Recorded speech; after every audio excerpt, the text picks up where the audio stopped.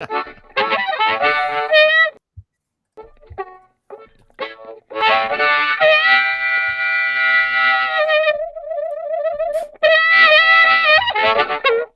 everybody. Welcome back. My name is Dean, and we're back for another show. And fuck, are we busy today? It's one of those days where you're like, I was kind of ease into the Monday. We'll do some fun stuff. We'll have a couple good conversations about the weekend. And no because it's fucking everything happened on the weekend. Holy shit, can you believe it? Anyway, Lachlan Cross as well joins us from 95.7 Cruise FM in Edmonton, at Lachlan Cross on Twitter. Underneath him is my very good friend and the host of the Kids on the Escalator podcast and the Brenton on Tour podcast. Please welcome from DeanBlundell.com, tour manager and just super, super individual. My friend Brenton on Tour, at Brenton on Tour, is here today. Yeah, gentlemen. Co-host. So sorry. Did you ever have one of those weekends, though, where you're like, I'm looking forward to Monday, putting together a show. It was like Saturday afternoon, Sunday. I'm like, oh, fuck, it's a heavy weekend. We got a Leaf game to talk about. Had to scratch that. We had Scott from Hot Wallet. We were going to put him on. Scotty Trades. Had to cancel that. Because, like, in the past 48 hours, not only did Randy Hillier get arrested this morning, so we had to bump everybody for that shit. Fuck, it's unbelievable. We got the video, and we were the people that started the whole thing. So, boom, we got to talk about Randy Hillier getting arrested. Oh, we are. Kareem is going to be by around 3 o'clock to talk about it with us. Canadian men's national soccer team qualified for Qatar, the Olympics 2022. I was fucking all over this yesterday afternoon. My buddy Craig, who we've had on the show, Stacks, you see him cry. We'll get to that coming up in a minute. Just a wonderful fucking day Stacks for was Canada. Emotional. Was he ever, hey? You know what? That was so cool to see that, because I didn't watch the game. I refused to watch soccer. Although I will say this, with them getting into the World Cup in Qatar in the fall, You'll watch it. I will never admit this to my children, my friends, my family, my fans, but I may watch soccer this year. You have to. But I saw the highlight of him, and he was so emotional. I was like, even more like, I like him even more now. Oh, he's incredible. Yeah. I always find myself, like, I'm not a big watcher either, Locke, but I always find myself in countries that are hosting, like, the Euro Cup, or I'm in Europe when that's happening, and you just get caught up in it, and you got no choice. It'd be like somebody coming over here and getting caught up in a Stanley Cup run or something in the city that it's happening. Mm-hmm. I don't know. It's quite, you just get caught in. You just get dude. And I'm all in too. I mean, you don't have to be a soccer fan to appreciate what fucking happened yesterday. Holy moly. That's great. Even the Uber drivers were talking about it. Tried to convince me that soccer is a sport worth watching, and yet no one has yet to convince me. They just fucking run around for like 4 hours. And then not only that, then randomly someone decides to add an extra 5 minutes, right? Yeah, that's injury So you time. never know when the fucking game's going to end. It's just arbitrarily decided. Yeah. It's usually 1-0 at the end of the 4 hours. Yeah. Right? It is. Sometimes 0-0. And you're like, what happened? What did I just watch? I want a definitive ending to the game. Right. I want to know, what section of the game I am in. I don't want some guy that just decided that it was a good idea to tag a couple of extra minutes on. What's that bullshit? Well, it's not some guy. It's a referee. We'll get to it in a minute. It's called injury time. You don't understand it. It's fucking beautiful, though. But I get what you're saying. So we got the World Cup to talk about. I know you'd rather watch cricket, Locke. Will Smith, and Chris Rock blew up the world yesterday with the big slap heard around the world, and we'll get into why and how and all that shit. When can I request something? For sure. I need you to start that segment, Dean, because as soon as we started talking about this morning, I was excited about the podcast because I need to hear your opinion of what happened. Okay. I'm happy to give it to you. It's fucked. Okay, perfect. It was fucked, but we'll get to it in a couple minutes. But the weekend started fucking terribly, which is why Brent's here. I'm sure we all heard the news, and I was shocked by it. It was like Saturday morning. I get up. Taylor Hawkins was found dead in his hotel room, I believe, in Colombia. The Foo Fighters were on tour, and they were about to play Bogota Festival in Bogota, Colombia. Taylor Hawkins, of course, world-class drummer, maybe one of the best drummers in the world, one of the nicest people in the game, one of the biggest superstars in rock and roll and music, was found dead in his hotel room. And the toxicology report came back Super dirty details surrounding his death are so fucking sad. Foo Fighters put out this. Foo Fighters family is devastated by the tragic and untimely loss of our beloved Taylor Hawkins. His musical spirit and infectious laughter will live on with all of us forever. Our hearts go out to his wife, children, and family. We only ask their privacy be treated with the utmost respect. This is an unimaginable, difficult time. Oops, sorry, wrong slide. And not only did the Foo Fighters release a statement, Dave Grohl has gone silent. The tour has been canceled, obviously. The drummers died. And we want to talk about it. We want to talk about it because of the details surrounding his death are a little sketchy. And the reason why Brent's here, Brent, you know him. You've met him. Well, I mean, no is not no. I've had an experience with him like many other people that are that are in this business. Here's the thing about him that you're seeing come out is that all this time that he made for every single person, big, small, celebrity, not celebrity, just a random person, like my meeting with him, which I'll get to in a second. There's video of him just showed up yesterday of him, a little 9-year-old girl that was playing drums outside his hotel just a couple of days ago. He walked downstairs to meet her and take a picture with her. I mean, I think the devastation of this is the fact that there's no rock stars left, right? No one knows who anyone is anymore, and everyone knows who everyone in the Foo Fighters are. They've even they've made every single person in that band. That's a good point. A star, and there's personality, right. And we came through a time when all the bands were. Everyone knew who Zeppelin was. Everyone knows who Stones were. Everyone knew who Poison were. Everyone knew who every single person in every band was, and that has kind of gone away now to where no one knows who anyone is.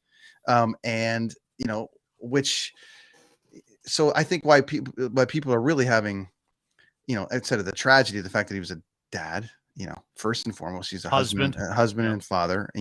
I just did a week vacation with my kids. I couldn't imagine just being suddenly taken away from them. So there's just this aspect alone. And everyone that has had any interaction with him always seem to have the exact same story, which is what an incredible person he was. He will put you in a box and make you him and just you and him for minutes, hours, whatever time he gives you, and you're just in that zone. And I mean, I had a wonderful experience with him in Germany, which we can get to anytime. And then, but just I think it's important that everyone, understands first. He's a dad. He's a dad. And we as music fans, because music heals and music touches all of us in some capacity, have lost an icon within our business. That's so tough, Yeah, so let me just kind of quickly set the table a little bit. You manage your day job is you're a tour coordinator. I run concerts for a living. Correct. Run concerts for a living. Now this experience that you had with Taylor and duly noted. I mean, and we'll get to that in just a second. We don't have. I think we got 15 minutes with you. I know you got to split. Oh, whatever. We'll go. I mean, Karima. We'll figure it out all the time. But I want to get. That's okay. I just want to get to the details of it, because there's a couple of things at play here. One of them, obviously, is the person and the story that you want to tell about, when you hung out with him and how he impressed you with that kind of focused attention that he puts on people, made everybody feel special. That was one of the things that Taylor Hawkins was super famous for. Dave Grohl, same thing. If you had the pleasure of interviewing Dave Grohl, Taylor and Dave were very similar. Right. Very focused on the people that they were with, very present when they were talking to you. Taylor struggled with drug addiction 20 years ago. I don't know if you guys remember this, the early days of the Foo Fighters. Yeah. He was in a coma for like 2 weeks and lost all motor function after he woke up. Had to learn to walk, had to learn to read, write, play the drums, all that stuff. Dave stayed with him the whole time. Dave was like, no, you're going to be in this band. It's going to be good. At first he was unsure. He was going to fire him. Yeah. And then Taylor was like, no, I got to do it. And because he didn't want the same thing that happened with Kurt Cobain to happen again, which it did, right? So in that capacity, we're not just talking about the death of one of the greatest drummers to ever play the game. We're talking, as you pointed out, the death of a husband, the death of a father, the death of a friend, the death of a brother, right? But speaking to that person that he was, to tune people in, Tell us about that story in Germany when it comes to what it was that made him very special outside of his ability as a drummer. Yeah. So when we tour around the world, you randomly run into people around the world. Our friend Craig Gass and I, for instance, we just happen to be in the same town. Craig. So Awesome. We just happen to always be in the same town randomly. New York, things like that. You just kind of randomly run into people. So I'm in Germany. I'm on the Shakira tour where, I'm in Cologne. I'm at the front desk of the hotel. Maybe I was checking in. I think I was looking for like things to do, that kind of thing. And I hear, and I'm wearing this shirt. So I wore this today for this purpose. I hear from the back of this randomly behind me, "Heart fucking rules, man." And I'm like, what? And I look around and it's Taylor Hawkins. And I'm like, okay, so I'm around rock stars and people all the time. I don't let that shit get into me too much. I just kind of like enjoy the experience and do the thing. However, in this particular case, I am a drummer, was a drummer in my past life. And so he's one of my drumming heroes. The guy is it's just incredible. And so I was instantly kind of in that moment. And I don't know if either one of you have somebody like this in your life, but it was just like, whoa, shit. Okay. And I'm like, Shakira. That's you for Shakira. Yeah. So I said, yeah. Well, so hey, not to get sidetracked here, but I'm still hanging on hips don't lie here. That's well, at least it wasn't like, so whatever. Yeah, okay. All right. So anyways, I'm like, dude, I'm like, okay, so what are you doing in Germany randomly? And they were in between festivals. So they were going to a festival and then stopping in Cologne for just a day. This just happens all the time. You just do a 12-hour drive, you stop, you kind of recharge, and then you drive to the next town. So he says to me, yeah, we're going in between tours and we're doing the whole thing. And then he starts going in about his love of Heart, which are, Locke, as you will know, are often mistaken for a Canadian band. But he knows better than that. He knows they're Seattle and they broke up here. But he spent time, obviously, as Alanis' drummer, and he was Sass Jordan's drummer. Jordan's drummer, yeah. And whatever. And so he spent a ton of time in Canada, and I would wager that we should give him honorary Canadian status. Like, he's just been up here so much and loved it so much. And he proceeded to talk about his love of Canada for 45 minutes with me. People walking by, Taylor, and he was like this. He just didn't stop talking about his love of Canada, all his Canadian bands. Oh, I love Sloan, which used to open up for them, across Canada, and just would get into all these Canadian bands that he loved and all of his favorite shows that he's ever played and done up here. And he just really made it just this moment. And I want to be careful here, Dean, because you touched on this a couple of months ago. Like, when someone dies, people tend to make it about themselves. Yeah. They'll post a picture going, this is me in 1983 with the person, and like, as the douchiest death move of all. I mean, it's one of those like, moves where you're like, go fuck yourself. I was with this person, and listen, guys. Everybody has a connection, and we can't, discount what people have as far as a connection goes with music, because music. I do sometimes. But I'm just saying, you touched on this a couple months ago, where people go, oh yeah, I met that guy in whatever, and whatever. And so I want to walk the line a little bit here, because my story is more about, I don't want the negativity about what might have come out about him and his death, because again, it's the Colombian government. Let's just stand by until we get like a North American autopsy. You don't believe some of the stories that are going around? Listen, let me go with this way. I hate the fact that they couldn't wait to get it out. So that's the thing that kind of, I know it's press. Yeah, I know it's the whole thing. I don't want to spend any time on it, honestly, Locke, because I'm really I think it really tarnishes and discounts. I understand that there was, I've touched on this on my show a lot about the importance of mental health in our business, how important it is to focus on it. We are all aware of the fact that he had issues in the past. It is shaping up like it's a tragic situation that unfolded here. And I hate it, but I want this story to, at least for my portion, at least for a minute, to be about this box that he put me in, where he focused on just me while everyone else was coming up to him to try to get his autograph and all the rest of it. And for the record, he told them all to wait, and then he went and took a picture and signed with them all afterwards. Wow. But for those 45 minutes, it was him and I talking about Canada, his greatest experiences touring there, how amazing it was to be with Alanis, how amazing it was to be with Sass, Jordan, his love of heart, and the fact that he recognized that they're from Seattle and not a Canadian band, and that people mistake it. He was such a smart dude.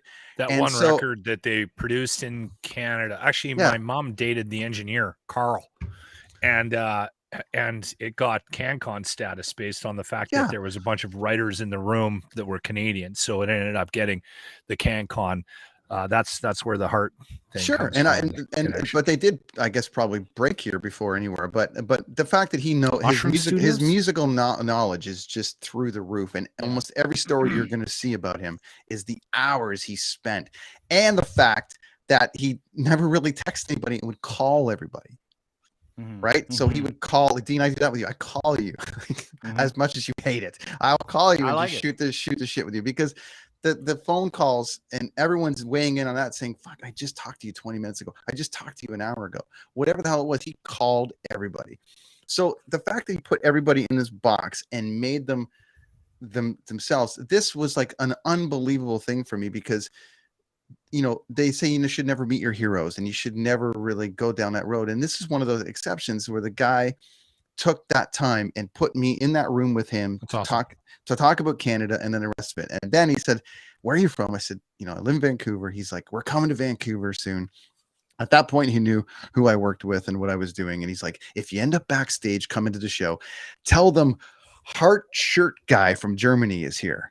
And I'll make sure to remember that, because I'll remember this conversation, and I'll, whatever, I'll show you around and show you my kit or whatever it was going to be. And then he's like, do you want a picture? And I actually said no, because I don't really do that. I was like, no, this is good. Thank you.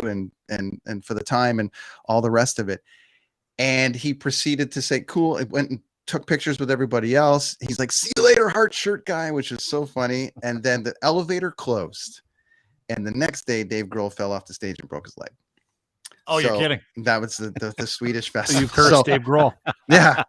So it was just the weirdest. It was the weirdest kind of moment. And again, I want to backwards and say, I don't want to be one of these douches that's like, and then we did this, but it's important to tell that he put me in a box for 45 minutes, made it about him and I for those 45 minutes. I've never forgotten it. Sure. And, I was literally, guys, I'm going to show you this. I was literally had taken this picture with my kid in front of New York, as we go out to spend some time together. And 1 second after that picture was taken, I got the news that he passed. And my son was like, are you going to be okay, Daddy? And it was just like, it was just the worst, man. It was like losing one of our icons, and it's never easy. And cheers to him. It's funny, he had a lot of respect in the drum community. And I wasn't sure, because I'm not a drummer, so I wasn't sure how the drum world perceived that relationship between Dave Grohl and Taylor Hawkins, because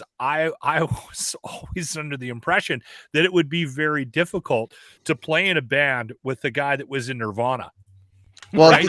Taylor's touched on it like countless times about what that's like to walk into that role. And I think the issue is more like, at some point, Dave played drums on the first record, took over drums on the second record. There was sort of a handing over. He fired the second guy, right? The guy you brought in, and then Taylor came in after, because Dave didn't like the drum sound. And Dave handed him the conch. And they jokingly always have this, like, he's better than me, all the rest of it. But I think, amongst drummers, it's like Taylor is such a technical dude, and so like he's a drummer's drummer to me. He adds a lot of guys just play. What made him so good? Because by the way, I went and listened to "You Ought to Know." Unfortunately, Alanis was singing the song, but I went and listened to it because I was reading about Taylor yesterday, and his history as a drummer. Didn't know he performed with Sass. Had no idea. Like, kind of knew he was Alanis's like drummer, but like I didn't know. But when you listen to You Ought to Know, you can hear Foo Fighter drums in You Ought to Know. Well, I'd have to go backwards on that and find out, because I'm not sure if Ballard used him in the studio, but I know he was their touring drummer. So that was a big thing. I was just thinking the same thing. But but as far as fundamentally goes, if you listen to a song like Rope off the 2 albums ago, he's got this shuffle to it. It's a creative. Sometimes you're a drummer and you with Dave will have something in his head, like, play it like this, play it like this, or play it like this, or I think it's like this. There would have been some point there, I'm sure, where Dave handed him the conch and say, play whatever you want. And that's the difference, because as a drummer, to let go of that control, because you're driving the band. And when you're writing songs, Dave's going to have something in his head about how that song should go. It's going to be up to Taylor to design out how that's going to play out and throw something in. And it's just, if you watch him live, if you listen, especially over the last 4 or 5 albums where clearly Taylor was given rope to do what he wants to do, they've put out some incredible stuff, and Taylor's a massive proponent of what he's been able to do. Some of his signatures and stuff on some of the music he's done. You're right though about the difference in the drum. Like the type of drummers that Dave and Taylor were. And again, I am not a drummer. I'm not an expert by any stretch, but yeah, you always got the sense that Dave kind of took a song and just kind of like sucked it into his soul to see how it would come out and then let her go. Right. Whereas Taylor was more deliberate with it. And that's maybe why you hear Taylor in the Alanis Morissette stuff, Dean. Mm-hmm. Because though that record's very technical, but it's interesting that we're having a conversation about recognizing drummers from the music they played on. Mm-hmm. To me, that's a sign that you're a good musician. Mm-hmm. Like if you have or at least you have something that other people don't have. Because you could play me the drums from Led Zeppelin, just the drums, and I could tell you in a second, right? Whether or not that was somebody trying to play Led Zeppelin or if it was, you know what I mean? There are a couple of guys out there in the drum world, like Keith Moon was another one. I mean, when you listen to early Who, that was fucking Keith Moon, man. Right? Well, and it comes back to my point earlier about like personalities and definition. Like everybody has their sort of like heroes and all the rest of it. And to the casual musician listener, obviously the drummer jokes are out there. Like, don't let the drummer sing or write songs or do whatever. But Taylor also, Dave, let him, he sang, he did the Queen stuff live. He has a song on an album. He's a contributor. So again, it's not like hired gun, it's a contributor, and then we all love him, and no one knows him, but you feel like you do because of the way this band has been, the way Dave has put it out there, that we are one, and they're one of my favorites. Times Like These, the acoustic was our wedding song. Like, dude, it's like timeless. I literally that day posted a picture of me drinking a coffee in the Grand Canyon with Times Like These as my background song on Instagram. And 6 hours later, I found out about this. Oh, that's fucking crazy. And that it was just like, heavy. I mean, so many things came together at one time. It was heavy, we're going to talk about maybe some of the surrounding issues a little in about a half hour or so. I know you got to roll. We got Karima standing by here, and we got to move on to her. But listen, I want to thank you for talking about your experience with Taylor. And obviously, it's a huge fucking issue. It's a huge deal when someone like that, who's got that kind of personality, someone who is revered not just for being a good human being, but one of the all-time greats at what he did, and was part of this rock and roll family that really changed the course of music. I mean, specifically after Nirvana and stuff like that. Yeah. So I really appreciate you coming on.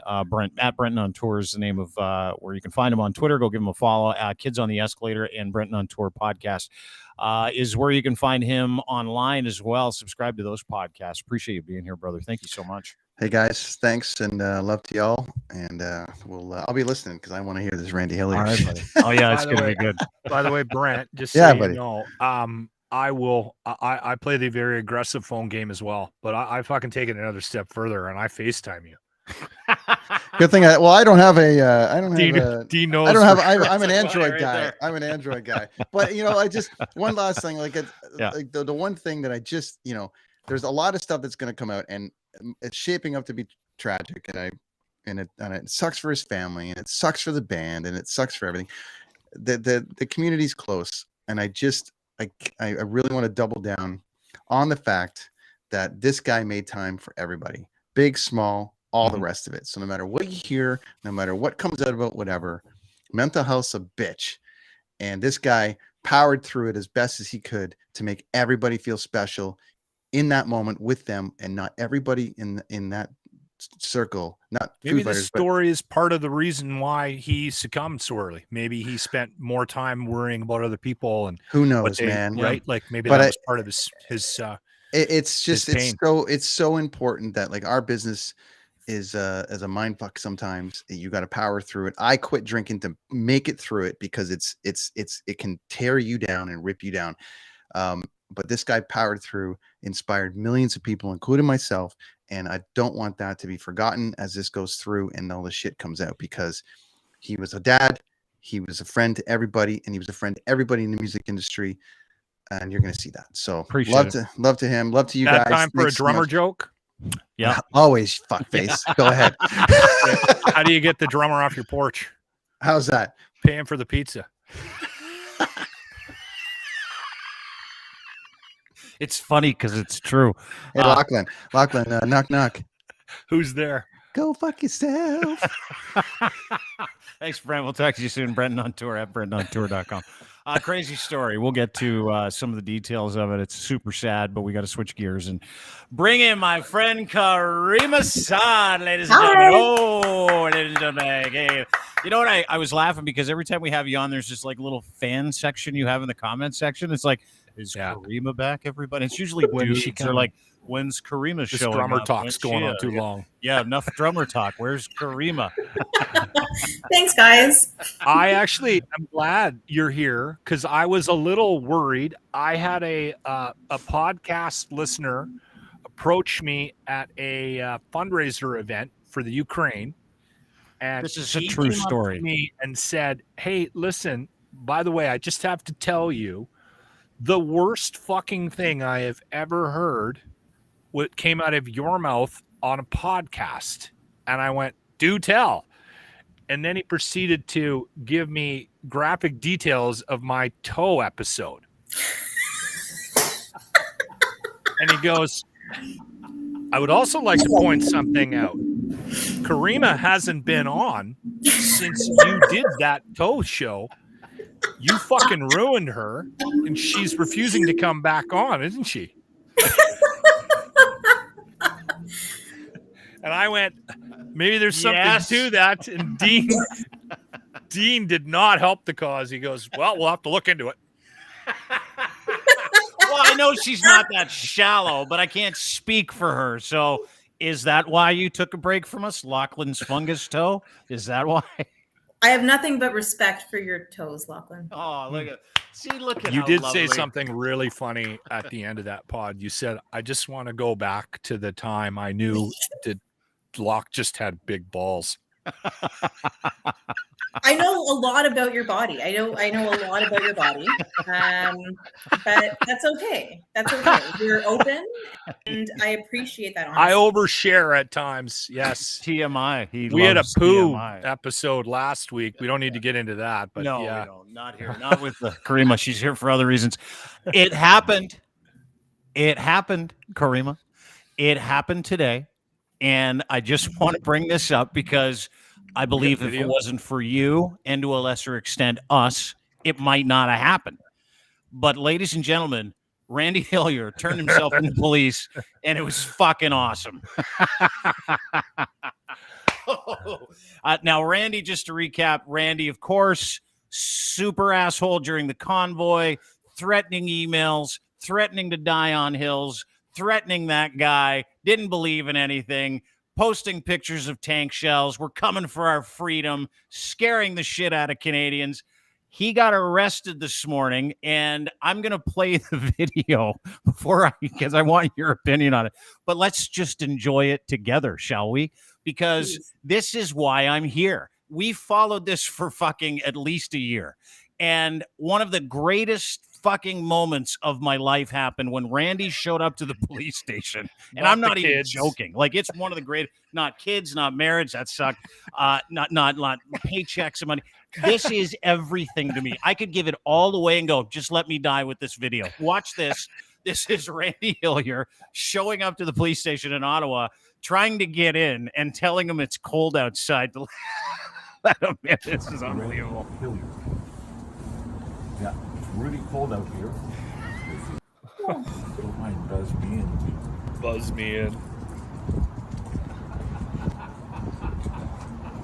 Pardon?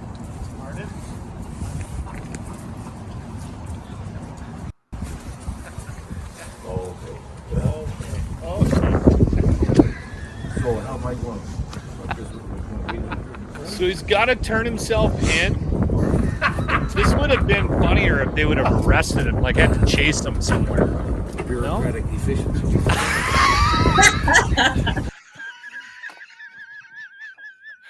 They don't want to let him in. Karima, your thoughts on Randy Hillier finally getting arrested? Yeah, I part of me is surprised that it actually happened. And then, it also makes sense that someone who has actual political influence and sway, and, could be taken as an authority by protesters who may have construed his support and encouragement as legal permission to do what they were doing. That probably lends itself to counseling mischief or counseling an uncommitted indictable offense, which are two of the charges that he is facing. Or actually, I don't know if he's facing counseling mischief, but mischief itself. I think that this is a form of accountability that is more meaningful than going after some of the individual kind of ragtag people who were part of the convoy occupation, but maybe didn't, contribute all that much and were just there. This is someone who actively was stoking these fears and tensions. I'm glad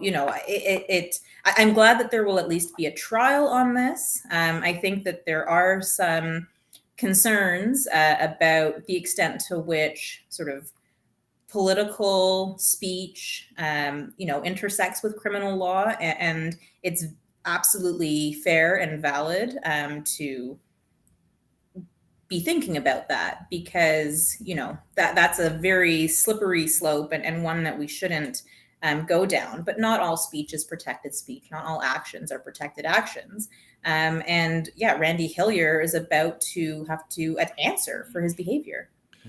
What's interesting for me is, if you take this and you compare it to, I don't know, a workplace situation, because correct me if I'm wrong, Karima, Randy was an active member of parliament while he was taking part in all this shit, right? He was a sitting member of the Ontario legislature, although he had recently, not prior to the so he was kicked out of the Conservative caucus, first of all. So that's how he was initially elected, and that had nothing to do with his pandemic views. And recently there was a motion at Queen's Park basically calling on him, I think, to apologize, and otherwise he's not going to be recognized by the speaker. So he's in sort of hot water at work as well. Okay. But yeah, bottom line is he is an active, he's on the payroll as an MPP. Well, the question I was going to say, or the comparison I was going to make was let's just take, for instance, the Dean Blundell podcast network. Dean's my boss.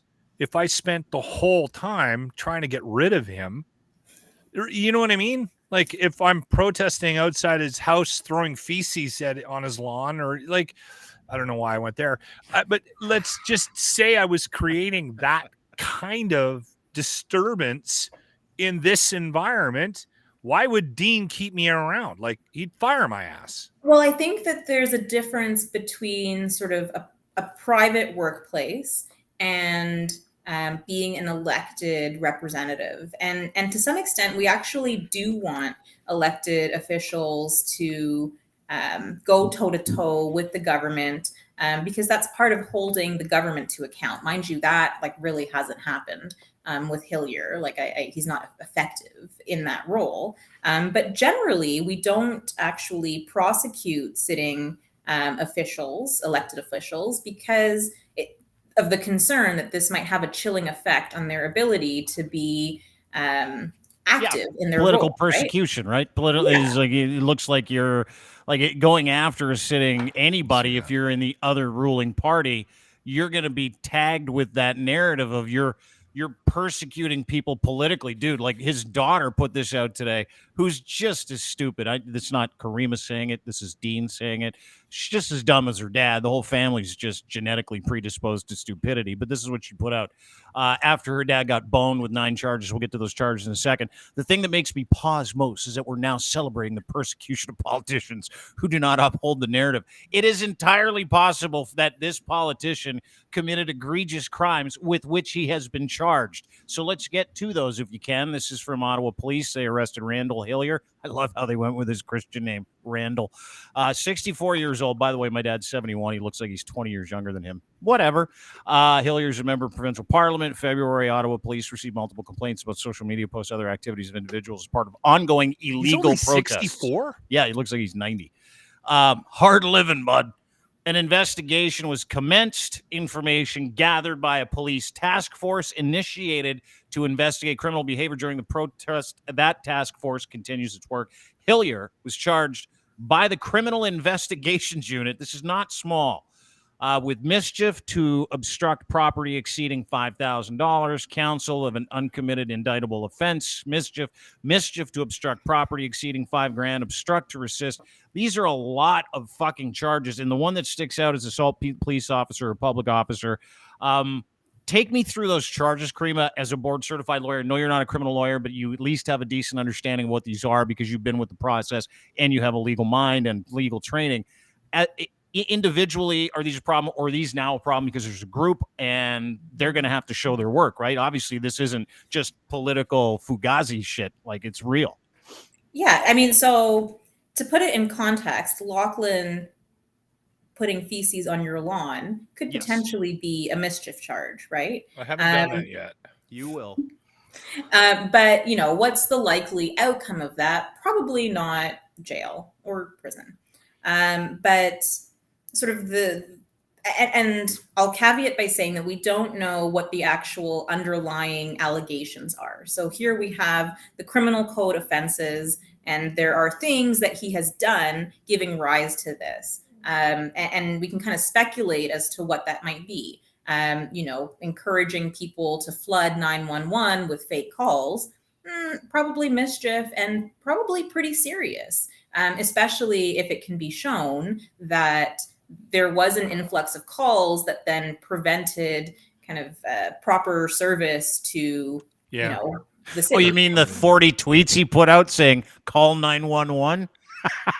Right? Or, you know, there's video of him moving a barricade, which was in place, presumably for protesters' safety. And, you know, the calls for what appeared to be calls for insurrection. So those are all serious things that were done.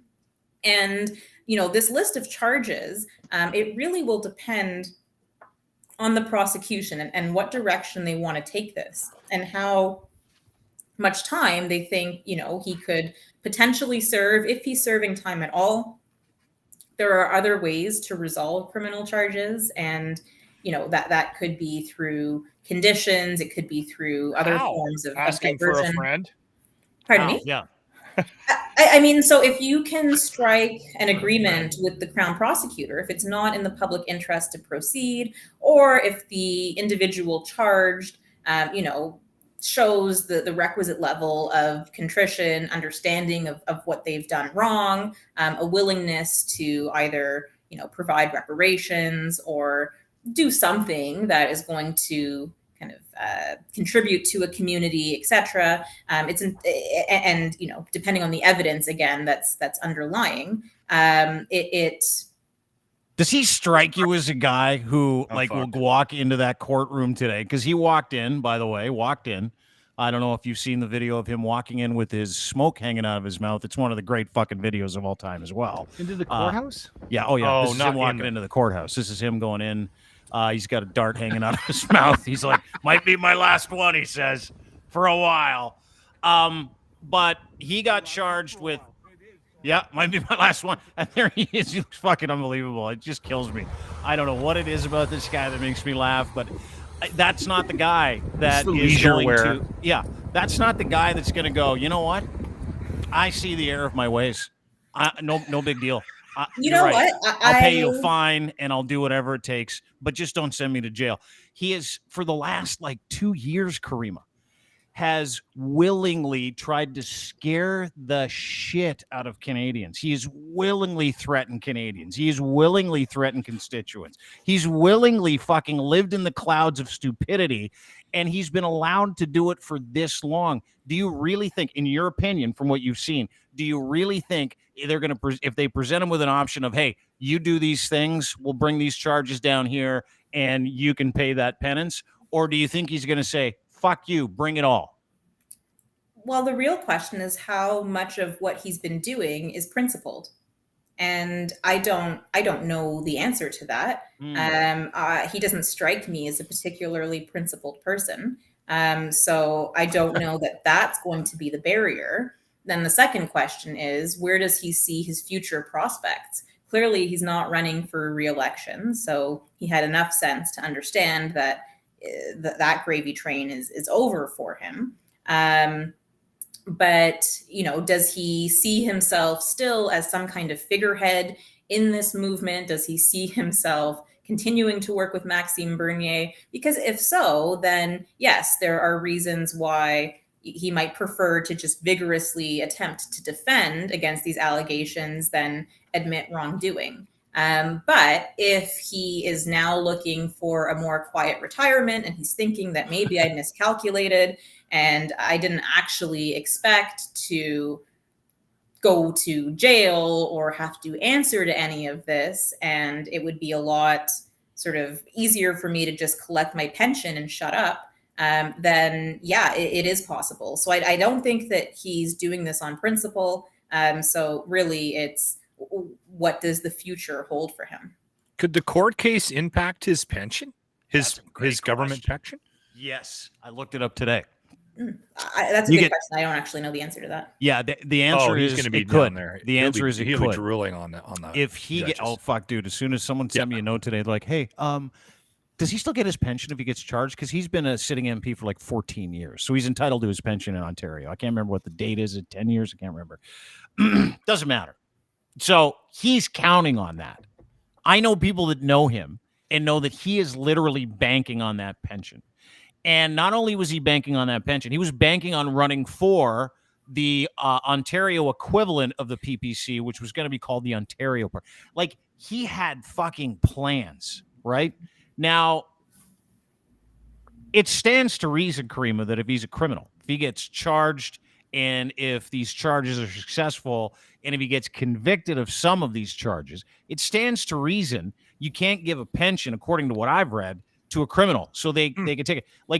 This is going to, in my estimation, and you pointed a great point, they're not just getting ragtag losers that acted like assholes and took a piss on a monument here, put something on Terry Fox. They're going after people like him, it seems to me, to prove a point. Stoke the fires.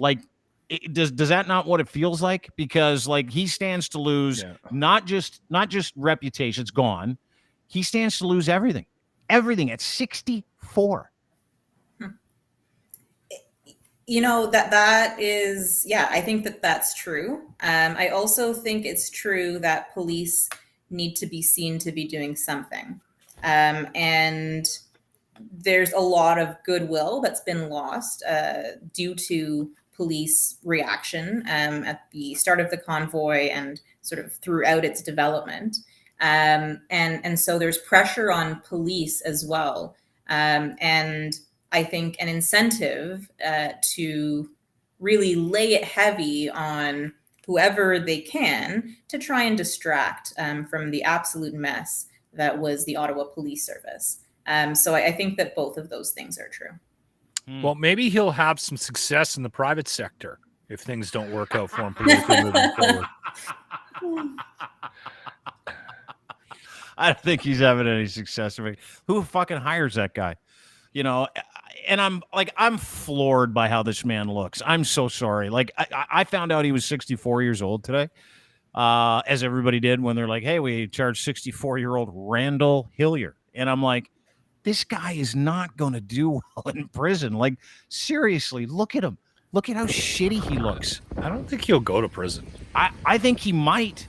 Yeah, I talked to a couple of criminal lawyers today, and they're like, boy, you take all those charges, you put them together. If they've got enough evidence, Karima, I could be wrong, but if they've got enough evidence, Randy could go to jail for years. Yeah, some of those charges are potentially indictable offenses, right? So that means, you know, you could be subject to a penitentiary term, meaning prison. So it's not a laughing matter. It is for us. For him, yes. Well, you know what he looks like to me? I hate to focus on his. He looks like a guy that may have made sure he had liquor in the car on the drive down to the courthouse. Can I ask you something? Both of you. How do you think he'll do in prison with no booze and no smokes? Well, there'll be a bad couple of weeks. Yeah. So I think he's probably releasable on bail. So I don't know how sort of long he'll be detained, although it depends entirely on whatever plan is proposed, for his release. But it is actually a serious issue for anyone with substance issues who gets, put in jail, and that detox is brutal. And that's, it's wouldn't know. It sucks. Look at it sucks, and we jail a lot of addicts. So just taking it outside of Hillier's context for a second, there's like no real support apart from whatever medical assistance you can. But generally speaking, and I'm not saying this. Generally speaking, I think the reason why there's a lot of addicts in prison is because, or facing jail, or in those types of situations, is because I think they lack sometimes the mental capacity to make decisions that weird that you need to make. It's all of these guys. Yes, you're talking about all of these fucking guys. Like when I look at this video of Randy, and I listen, Karima's only got a couple more minutes with us, so we'll wrap it up and we'll kind of talk about that a little bit more as we keep the show going. We've got Ray Rauth coming up. We're going to talk about Team Canada going to the World Cup, which is incredible. But to tie this up, my man Ray, you love Ray. To tie this up a little bit, he is not prepared for this. Like, he didn't think this day would happen, right? Like, that is not the sign. I look at this guy and I read the tweets and you read the tea leaves and you talk to different people. Like, he's got to be shocked. I just heard from Rob Gill, who's one of our guys, great friend of ours, and we exchange information from him. Hillier's being brought into the courtroom literally right now. And he probably hasn't had a smoke all morning. He probably hasn't had a drink, and he's probably into cocktails at around noon. That much I know. Let's just push the brakes on the judging. I'm not judging him. I'm just saying he's not only in for a fucking treat, it's going to be a nightmare. And to Karima's point, people that have substance abuse issues, when they go to jail, they don't get help. You're in the cooler, you stay there, and we're going to treat you like we treat everybody else. You get 3 squares if you're lucky, and that's it. Figure out the rest for yourself. Maybe you might get a little help on the inside if you get sentenced to a long enough period of crime, but which is like terrible. And I work with guys in that space, and I know how fucking terrible the penal system is to people that have substance abuse issues. Awful. However, can I just point this out? This might be the one situation where I'm like, fuck it, let him burn. That's how I feel about this guy. Is there any precedent? And you know the crazy part to me is, I put out a tweet this morning. Hey, Randy Hillier's getting arrested right now at 7:00, which is when it happened. It's got like 10 millions of fucking retweets, tens of the unity that this Schadenfreude of the hatred of this man and what he's done to the country, the unity that it's creating, I have never seen before online in my life. And it makes us all worse people, hating someone enough where it brings us all together under the umbrella of hate. I get that part. But that's how much of a piece of shit this guy is. And watching him get arrested has been incredible. Dean, that's part of the question I have about this whole thing is a lot of those guys thought that they represented the majority. And I don't think Randy Hillier, like, how can you be that naive to what the rest of the world is thinking? Like, I think there's to a difference between people like Randy Hillier and the people who follow him. And maybe I'm cynical, but I don't believe that Randy actually thought he was in the majority. And again, I don't know how much he really believes what he says. Maybe he does, and I'm wrong to assume that he's just trying to further his political ends. But that on the wrong horse. Didn't see this coming, I don't think. What's that, Grima? What'd you say? Sorry, I don't think he saw this coming. I think you're right, Dean, that he thought himself untouchable, and MPPs and elected officials general are untouchable mostly. Yeah. So it's which makes me think that was going to be my next question. Is there a precedent setting shit going on here with him specifically being this is going to change things legally? And do you remember anything like this? We approach politics. Like I don't remember a sitting MP. I don't remember Michael Bryant, when he was with the McGuinty government, he killed that or ran over that cyclist and he got charged or something. The charges were dropped, no big deal. But I mean, I don't remember. I don't ever remember. DUIs. I mean, those are, you're allowed to do whatever with a DUI. You can get 10 of them and still sit in Parliament. Doesn't matter. But like, this is the first time, and Locke brings up a good point, like what kind of precedent's being set. And the other question is if they waited this long and it's been so taboo to go after sitting government officials, how much information do they have on the guy? I can't imagine that they would bring this forward without sort of a hefty evidentiary file. I think that would be foolish. So I would hope that there's a lot of evidence. Mm-hmm. I don't have any recollection of a sitting MP kind of being charged in this way. And really, it goes back to, what are the actual allegations? But to the extent that any of this is about what he said, and some of it must be because we have charges of counseling, this is very murky territory. And whatever decision comes from this will have to take into account the impact it will have in the future on other elected officials, that chilling effect that I mentioned, and their ability to sort of speak up against the government, and how do we sort of distinguish that from just unlawful activity, right?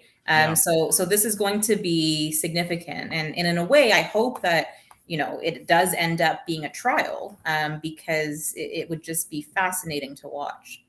Oh, fuck. I can't wait. I mean, for a number of reasons.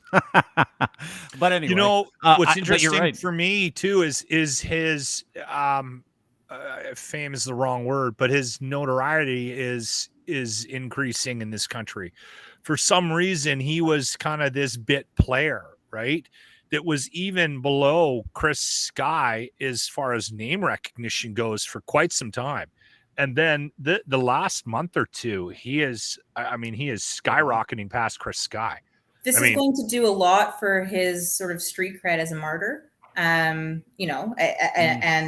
that the shitty part about all this, right? It's the only really shitty part is that like those people are still dumb, so they'll think he's cool, right? Or cool. Right. I have like hundreds of messages, God help me, from people who. Randy is just speaking for our freedom. This is political persecution. And it's not, in my view, at least based on what I've observed from Randy Hillier. But yes, this is going to be a narrative. And I think it will put some steam in this idea that, there's a tyrannical government trying to suppress speech. And so maybe that, going back to sort of how does this all resolve, maybe there is a future for Randy Hillier grifting the same sort of group of people. I don't know. I always think about this stuff from a motivational perspective, right? Like, he took this path, went hard on it. And if he is the kind of guy that is contemplating losing his pension, if he even has one, or what, if he is that guy that has to think about his future, then you got to question this path. And you're saying, Karima, that his delusion is not as severe as the people that believe in what he's, that he's feeding them. So again, that plays into this conversation that we've had about these guys multiple times in the last 6 months on this podcast. What the fuck are they doing? Like, I don't think he's delusional. I think he's a predator. Oh, just to be harsh. Fuck, I love hearing you say stuff like that. Yeah, she comes. Sometimes Karima comes out of like top rope, and you don't even know she's there, and she drops that fucking power elbow on your head. You know what that was? That was a 99-mile-an-hour fastball right down the middle of the plate. Yeah, I got it in the face. Dean didn't, but he didn't even know where to go with it. You predator! Oh my god, Karima's getting badass now. No, but you're right. He's a predator. They all are. That's why Maxime Bernier sees opportunity and Randy sees opportunity, and they legitimately thought they could act like total assholes and shit all over the government, scare Canadians, do illegal things, and because they were who they were, that they wouldn't have to pay the fucking piper. Well, let me tell you, this morning Randy is paying the piper. He is in jail. He is waiting to go into court. He's waiting for his bail hearing. That is a sitting MP. And I can tell you this from the people I've talked to, he is absolutely 100% fucked. And every single one of you, it's coming for you too. All of you. It's coming for every single one that thought it'd be a good idea to go and hang people in the government in Ottawa for the weekend. Every single one of you that thought pain was love and that's how we have to operate as a society. You're going to eat it too. And I'm going to do the same thing every single time one of you gets hauled in front of a judge and goes, but it's freedom. No, I want to watch you hurt because of how many people you hurt. So we're going to enjoy this. Karima, thank you very much for being here and really appreciate you calling him a predator.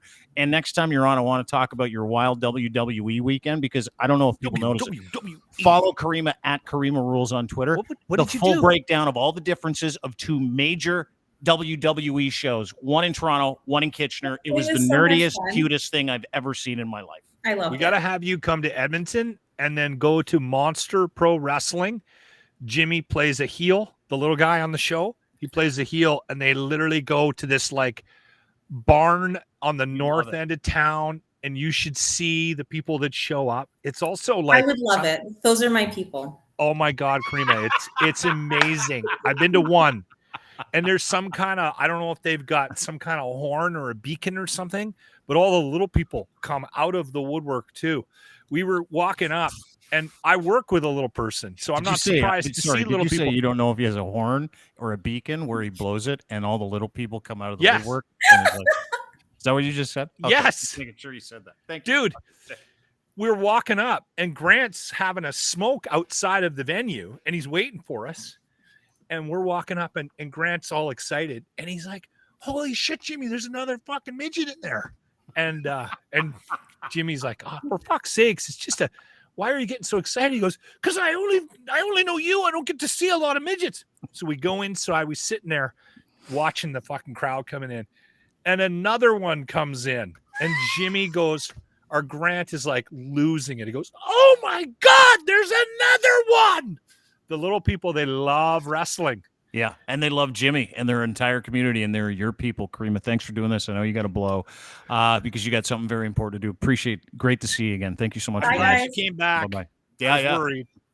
Your toe couldn't keep me away, Lachlan. Okay, thank you. Well, thanks, Karima. We'll talk to you soon. Sadvocacy.com is where you can find her. Thanks, Karima. At Karima Rules on Twitter is where you can find her as well. She's awesome. He's fucked, dude. Hillier's fucked. Yeah. And I fucking love it. How much do you want to make a bet that he has had a conversation with somebody in his family about how to smuggle booze in little bags up your hoop into a little prison wallet action? Yeah. Yeah, You'd imagine that conversation around the Hillier dinner table. Probably last night at around 6, he was probably wasted. yeah. And he's You're like, gonna this. have to get me some Guys, liquor. You're gonna I'm have to going to hoop me jail. some liquor. I'm Make going sure to you jail. double up the saran wrap. I'm going. I don't know. I don't think I can make it more than 12 hours without a Pilsner. So, Well, I how do feel get for the booze? guy because How I'm do in I a get very a 12 similar pack position. in my rectum? How do I do that, guys? And how do I have to blow guys for smokes? Is that how this is going to work, guys? Because I'll do anything for smokes. I don't know if I'll do that. Meatloaf said it best. I'm not too sure. I gotta figure it out. I just don't know if I can smoke to smoke, if you know what I mean. I do my best. Yeah, fuck. That's like, I think about the real world. Like, dude, his life's over. He's a fucking mess. Everybody knew it. And I meant what I said. Like, I am going to take this and run with it for the fucking next week. And I'm going to shit all over every single person that was like, Randy Hillier's the legend. Is he back on Twitter? He's a fucking no, dude. He's suspended forever. He's never allowed to be on Twitter again. Well, because for there shit was like this. Remember this? Remember I can put this up? Let Yeah. freedom ring. This is right before the convoy with tank shells and gas cans and stuff. Scared the shit out of people. Isn't that Like, this shortly after that? Because we were on the podcast That was making a what big did deal it. out of that. And then Yeah. didn't he try to get you arrested or something? Yeah, he called the police. So this is. Can I tell you how we got here? Do we need music for this? I think we need music for this because this is a fucking great day. You guys can sit there and go, "Why are you making fun of this guy? He's a little old man. He's going to jail. Fuck him. I hope he rots forever." Randy Hillier. Tweet. Scared the shit out of Canadians. Let freedom ring. We're gonna light this fucking place up. Fuck Canada. This is a war. Kept calling it a war. And then he came after us. And I can't remember the details. Remind me again. Tune me in. I think it was that. This is a picture. No. It was the hashtags. Because you went, Randy Hillier is a Russian asset. Arrest Randy Hillier, and they both trended across Canada that week. Mm-hmm. When you guys, and Lindley and Rauth, it's coming all back. went heavy on him, and then we, yes, it was. That's what it was. There was like 2 or 3 hashtags that you guys got going, and then he got so mad he phoned the police to see if he could have you guys stopped. The Dean Blundell Podcast Network. I just wanted you to say it because I love hearing it. I knew it. I just love hearing it. I forgot the details, but now it's coming back to me. Yeah. So we had arrest Randy Hillier. Randy Hillier is a Russian asset. Hashtag blowing for like 2 There straight was another weeks. one too that was really good too. That I thought was funnier, but didn't take off. Yeah, I didn't either. Yeah. So Randy calls the police on us. I have a little chat with a couple of law enforcement officers. Are like, get this. And I'm like, what's that? It's like, Randy wants us to charge you with harassment. I'm like, wow, that's awesome. So you guys gonna do it? He's like, no, this is crazy. You're just writing news. Like, you're just talking about the news. And he just hated it. But do you remember when he was like, yeah, I'm a Russian asset. I'll play with this. Remember that? He like played with it all. He's like, sent me his daughter, Chelsea. She posted us. I'm like, you're a fucking idiot too. So who gives a shit? So I told Randy that day, and I remember it was on this podcast. I said, I looked at you, Locke, looked in that face of yours, and I'm like, just want you to know I'm coming. We're coming. I'm going to make your life fucking miserable until you get arrested. Well, that's what we did. True to our word, I said, I'm going to do this until he gets arrested. And I made that claim thinking, probably going to have to get arrested.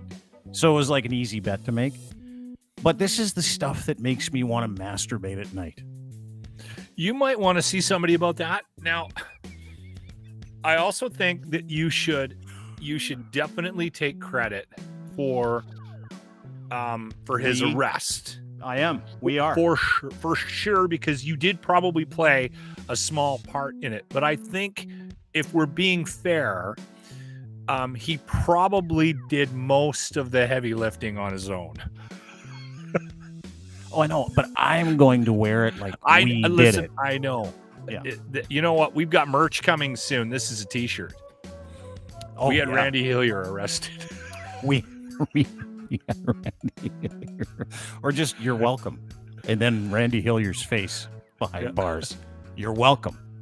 That'll be a great shirt. Yeah. But I'm fucking happy about it. Like everybody's like sad that this guy, like this picture of Randy, this was like, sad. how can you be mad at this old man? I'm like, fucking easy. He's a piece of shit. And the piece of shit is going to go to jail, and he's in court right now. I remember telling his daughter, she DM'd me, she's like, can we just talk? Because this is getting crazy. I'm like, fuck you. Really? Yeah. You never told me any of that. Yeah. I didn't know that there was sort of an interference from the family to. Yeah, she wanted to have a private conversation. And I'm like, set it up through Ryan. Chelsea. Fuck you. I'm not. Yeah. She's like, give me your phone number. I'm like, I'm not giving you my fucking phone number. You crazy. Yeah, that would have been a mistake. Yeah. I'm not giving him. She's like, where do you live? I'm like, I'm not telling you where I live. You want to have a conversation? Talk to Ryan. She's like, can we have this is getting crazy. Can it stop? And I'm like, fuck you. I'm going to do this until I'm happy. You know what? Today I'm happy. And I'm still going to do it. You know what I think happens a lot of times in situations like this is we tend to not so much feel sorry for our lack of understanding, but there tends to be, there are people out there that are wired, they have empathy when people's lives go off the rails, right? And I think that this is an example of that. Do you feel sorry for him? No, I don't. No, I'm just trying to come up with a reason why you might be getting a little bit of backlash from this, right? And again, I think there is a segment, and God love them, we need more of them. There's a segment of the population that, regardless of how vile somebody is, they always feel like they need somebody in their corner, and they might want to defend it from that perspective. It's the same, like this is going to be a hard transition, but I think a lot of people feel bad for people who are in the middle of the throes of addiction, right? Mm-hmm. Where, you know, like obviously we're dealing with the Taylor Hawkins thing. And I think most people would suggest that, you know, are not going to be surprised, regardless of how the information comes out, good or bad, that he succumbed to his addictions, and it was a combination of stuff, right?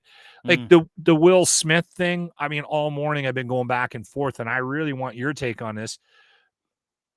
There's something going on there too. With Will Smith, yeah. It's from the Oscars last night. We were watching the Oscars together, you and I. Yeah. I didn't watch the second of it. I was watching the Leaf game, by the way. They went fucking the Oscars. I had a phone call from somebody like, you don't watch the Oscars tonight? I'm like, no, I'm not watching the Oscars tonight. You crazy? There's a Leaf game on. But you could not watch it after the Will Smith thing happened. Just to kind of recap it, did you see it? Did you see the whole thing happen live? We did. We actually no. I wasn't watching the Oscars. Thank you. I was watching The Walking Dead, which doesn't make me. I'm not any prouder, but I almost turned it on. Yeah. But I woke up this morning and I had 50 messages from people on social media. Did you see what happened last night? My daughter, and it was one of them. She's a big she's a film student in Toronto at Ryerson right now. Yeah. But I watched that from the perspective of something's going on there. Like, I'm not going to suggest that it's drug abuse or. Oh no, that I don't know if it's drug abuse, but it's a disconnection. I'm gonna play it. This is Will Smith, Chris Rock. If you haven't heard it, I'll play the clip. We might get. Do you have the Australian feed? The Japanese one, it's even better. Oh, is it? Okay, good. Because the one that played outside of North America, they didn't catch it.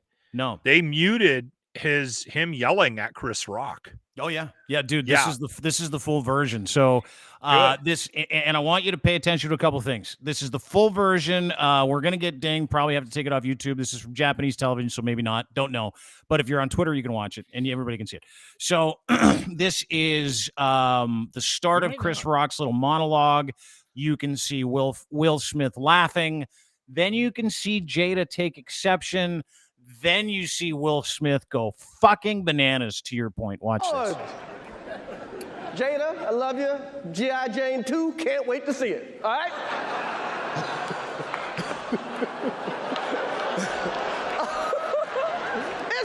That was a nice one. Okay. I'm out here. Uh-oh, Richard. Oh, wow. Wow. Will Smith just smacked the shit out of me. Keep my wife's name out your fucking mouth. Wow, dude. Yes. It was a G.I. Jane joke. Keep my wife's name out your fucking mouth. I'm going to, okay? Okay. That was a greatest night in the history of television. Okay. Okay. So we are here to give a documentary out, to give an Oscar out. What are your thoughts on that? Because I wasn't kidding when I said earlier that I was curious about your opinion on this. Oh, I'll tell you what my opinion is. It's hard to watch. Couple things. Will Smith is fucked in the head. That is a mentally and emotionally detached individual. That is a dude that has no idea how to handle his emotions. That is a dude that is so fucking raw that he probably shouldn't be out in public and in groups of people because he gets so triggered he does shit like that. That's my opinion of the action. However, what led up to that? Very interesting. Thanks for asking.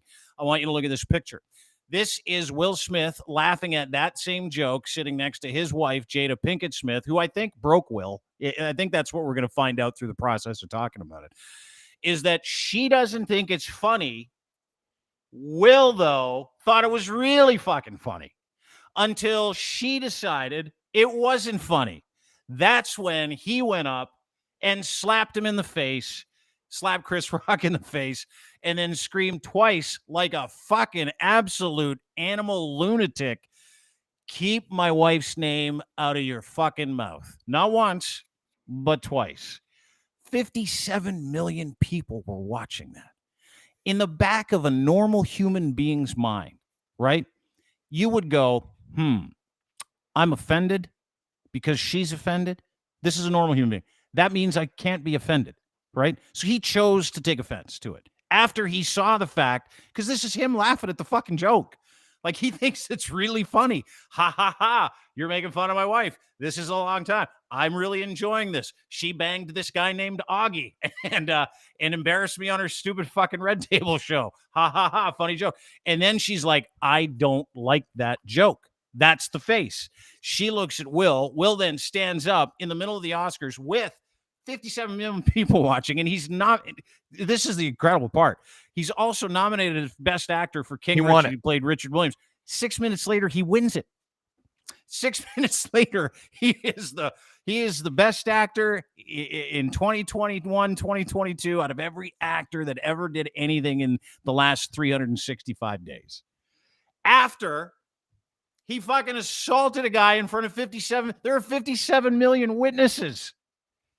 Every person I know with a brain that has the ability to fucking cognitively process life would go, I'm going to talk to Chris after about that. I'm not going to embarrass myself. I'm not going to embarrass my wife. I'm going to embarrass my family. The acceptance speech. Can I play that for you? This is unbelievable. This is 6 minutes, by the way.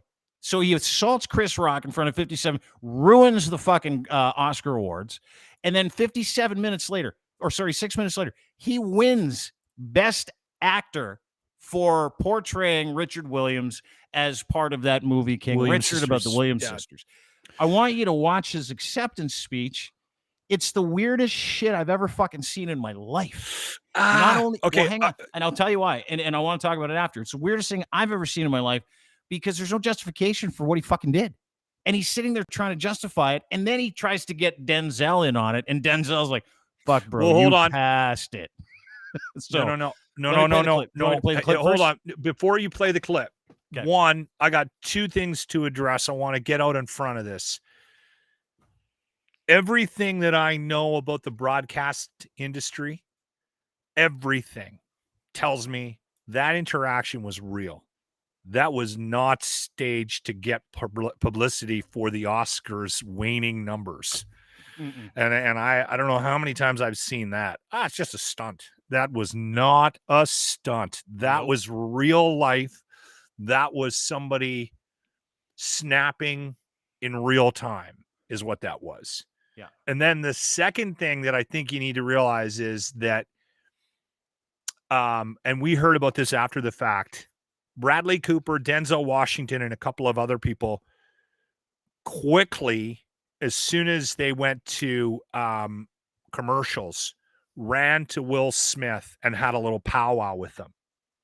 And they're like, dude, you're about to fucking win Best Actor. You need to pull your shit together. So Denzel's involvement in this was from one of, okay, we got a moment. We can't take it back. Don't make it worse. That's what I think his involvement was. But now you got to play this because this is the way to do this, because I think this is more telling than the slap. Oh, man.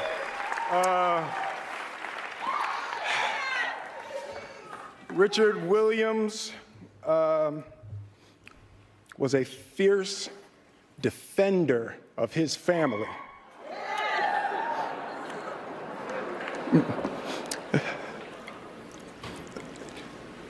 In this time in my life, in this moment, I am overwhelmed by what God is calling on me to do and be in this world.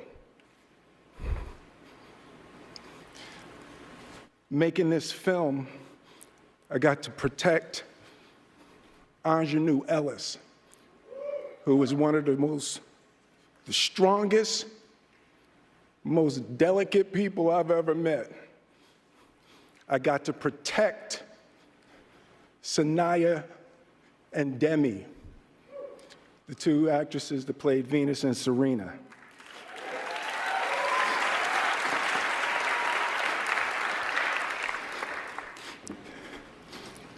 I'm being called on in my life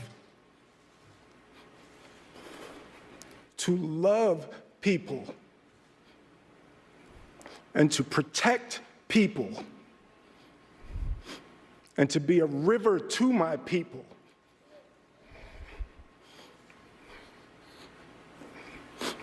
And I know to do what we do, you got to be able to take abuse. You got to be able to have people talk crazy about you. In this business, you got to be able to have people disrespecting you. And you got to smile and you got to pretend like that's okay.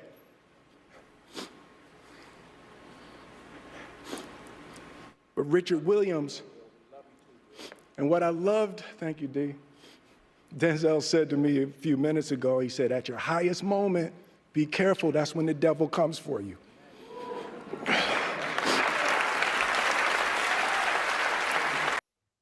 Oh, yeah. You can see Denzel's all jacked up. I didn't know they had a little meeting. I thought he was trying to bring him in, so I appreciate you giving that backstory. Yeah. I didn't have that either. So that threw me at the beginning. You know what? You go. Well, two things, or maybe three, but a couple things. First of all, that wasn't it. That's not what he did. He didn't protect his family. He thought it was funny until his wife said it wasn't and told him to go out there and do something. So that's Did he catch that joke though? Is there a chance he was behind the eight ball? Well, they've got a history. Chris Rock and Jada Pinkett Smith have a history. She didn't took exception. Somebody said a while ago. Was he laughing at that? Yeah, or was he just being he part was of that? Was he just in that circle? He was just look at him. Look at him laughing. I mean, I can't tell you what's in his mind, but that doesn't look like the face of a guy who's really pissed off that Chris Rock, who's a friend of his, just told a joke, right? Like that's not that. And something changed here, right? And then he decided to go take care of his family. He decided to go and stick up for his wife after she told him or looked at him and said, I got a problem with it.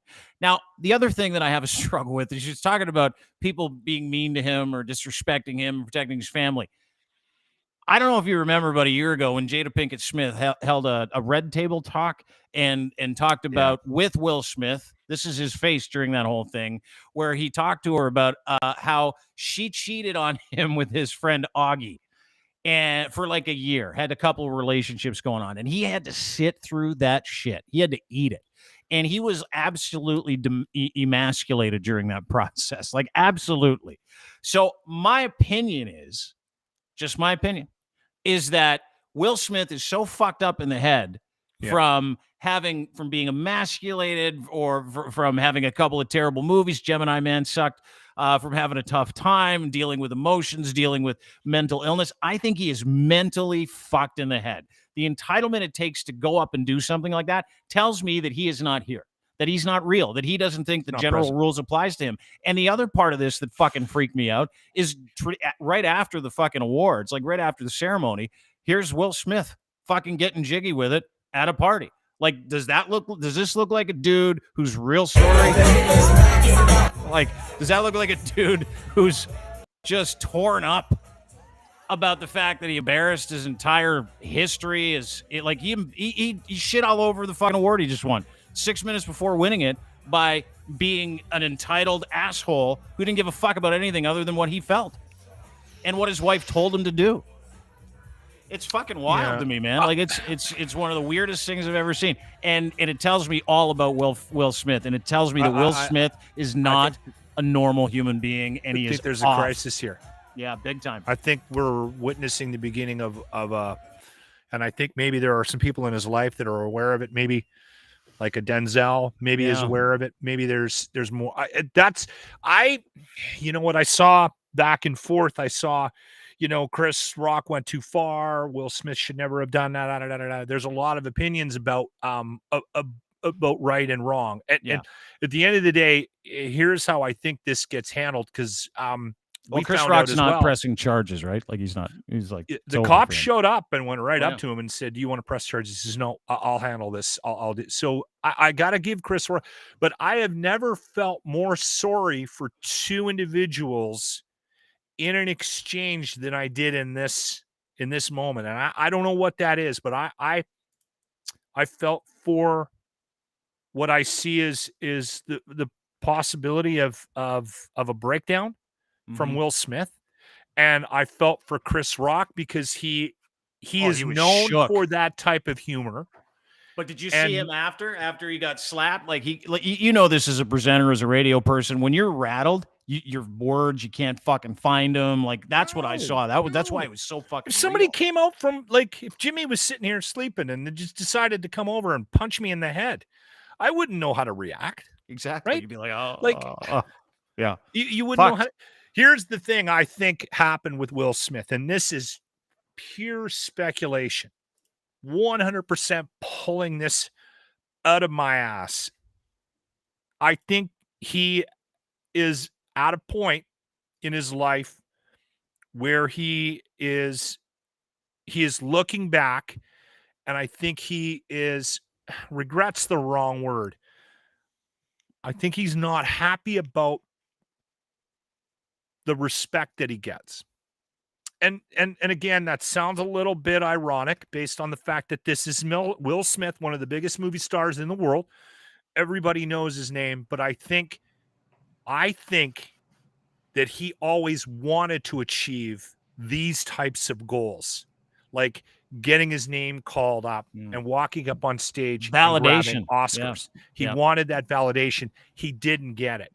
Now, anybody in this business, in the entertainment business, knows that that's not the be all end all. The cash isn't the be all end all, but a lot of people are wired to want some sort of recognition, not recognition, but just the respect of your peers for what it is that you've done and what it is that you've accomplished.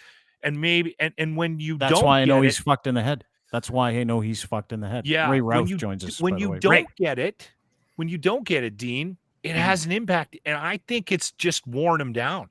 I think there's obviously other things going on, but it's worn him down. He's sitting there in that fucking room waiting to get an award that he probably he should have got one for fucking Pursuit of Happiness, in my very fucking humble opinion. Now he's about to go up there and get it. Take the wife stuff out of it with the cuck holding and all that shit. Like, honestly, the guy is on the verge. I think we got an issue. We got a potential breakdown. I hope Chris Rock and Will Smith handle this privately, and at some point in the next couple of weeks, they got to go have a dinner. Just I'd love the two to be of them. At that dinner. Hey, Ray, would you like to be at that dinner? Good to see you, Ray. Do you think Jada rode a train after Will Smith defended her honor? You know, I don't think so. No, you don't think she rode a train after that? I don't know. She might have. I don't know. I think she went home. What do you listen? Ray is, by the way, Ray Rauth joins us. My man Ray used to be the talking football with Ray Rauth. It's now Dear Pats Nation, the podcast. He's our blogger, one of our bloggers, and he does his own stuff for Newsbreak. He's brilliant. Dear Pats Nation YouTube. Give him a follow. Anywhere you subscribe, Ray Rauth at DPN_Ray on Twitter. Follow him. He's fucking awesome. What do you make of the mental health? Because you work in this space. Yeah. What do you make of mental health of a guy that chooses anger, that chooses violence in front of 57 million people?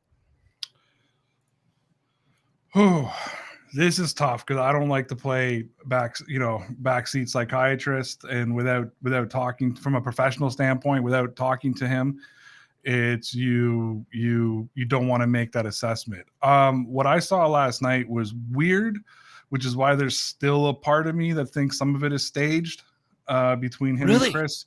Well, if you look at the way the when the cameras were picking it up, after Rock made the Jada joke, Will Smith was laughing. So I don't know if he laughed and then looked over at his wife and she was upset. So he said, "Oh, I got to do something." Look, there's the shot right there. Like, yep. She looks disgusted. He's laughing. So I don't know. And something changed, right, Ray? Yep. Like in that look, in that moment, that was the moment where something changed for Will Smith, where he's like, "Oh, I guess I'm offended." I think that's what it was, and I got to do something. And listen, he could be succumbing to pressure right now. It's a lot. I mean, are they going to end up back on Oprah again? You know, him and Chris can work it out. The only thing that tells me it wasn't staged is Chris looked absolutely just flabbergasted. Like you know, when he swore, that's kind of when Chris Rock swore and said, like, Will Smith just slapped the shit out of me. And it was, if you really watch it, it was a weak slap too. We kind of caught him on the end of the chin. It wasn't even a good slap. I don't know. The thing is like Jada was on her Instagram. What I read this morning, I don't keep up with the Smiths, but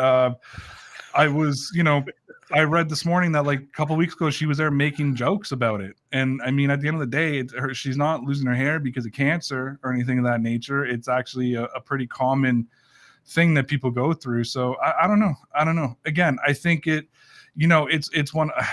I'm trying to be careful when I talk about these type of things because I bring it back to that Super Bowl piece, like when everybody was quote unquote fat shaming 50 Cent and it was okay. You know what I mean? And I'm not saying that guys have it harder than women. We know that's the furthest thing from the truth, but it's I don't know how to explain it. Will Smith it's a weird one. It's a weird one because he went from happy to snap, and it's almost like, to me, it's almost like his wife just stared at him and he's like, all right, I better go up and do something. I'll go deal with it. Yeah. And I think I heard this morning and too, we've all been there. We've all been there as people who have been married, are married, where your wife has looked at you and listen, and this isn't, I'm not saying this about women because men do this too. It goes both ways. I'm only talking about it from our perspective as three guys that are married or have been married, where your wife's like, aren't you going to do something? My wife, like thank God, has never done that to me because she knows hasn't? I am a giant fucking pussy and that she would just be having to clean up blood.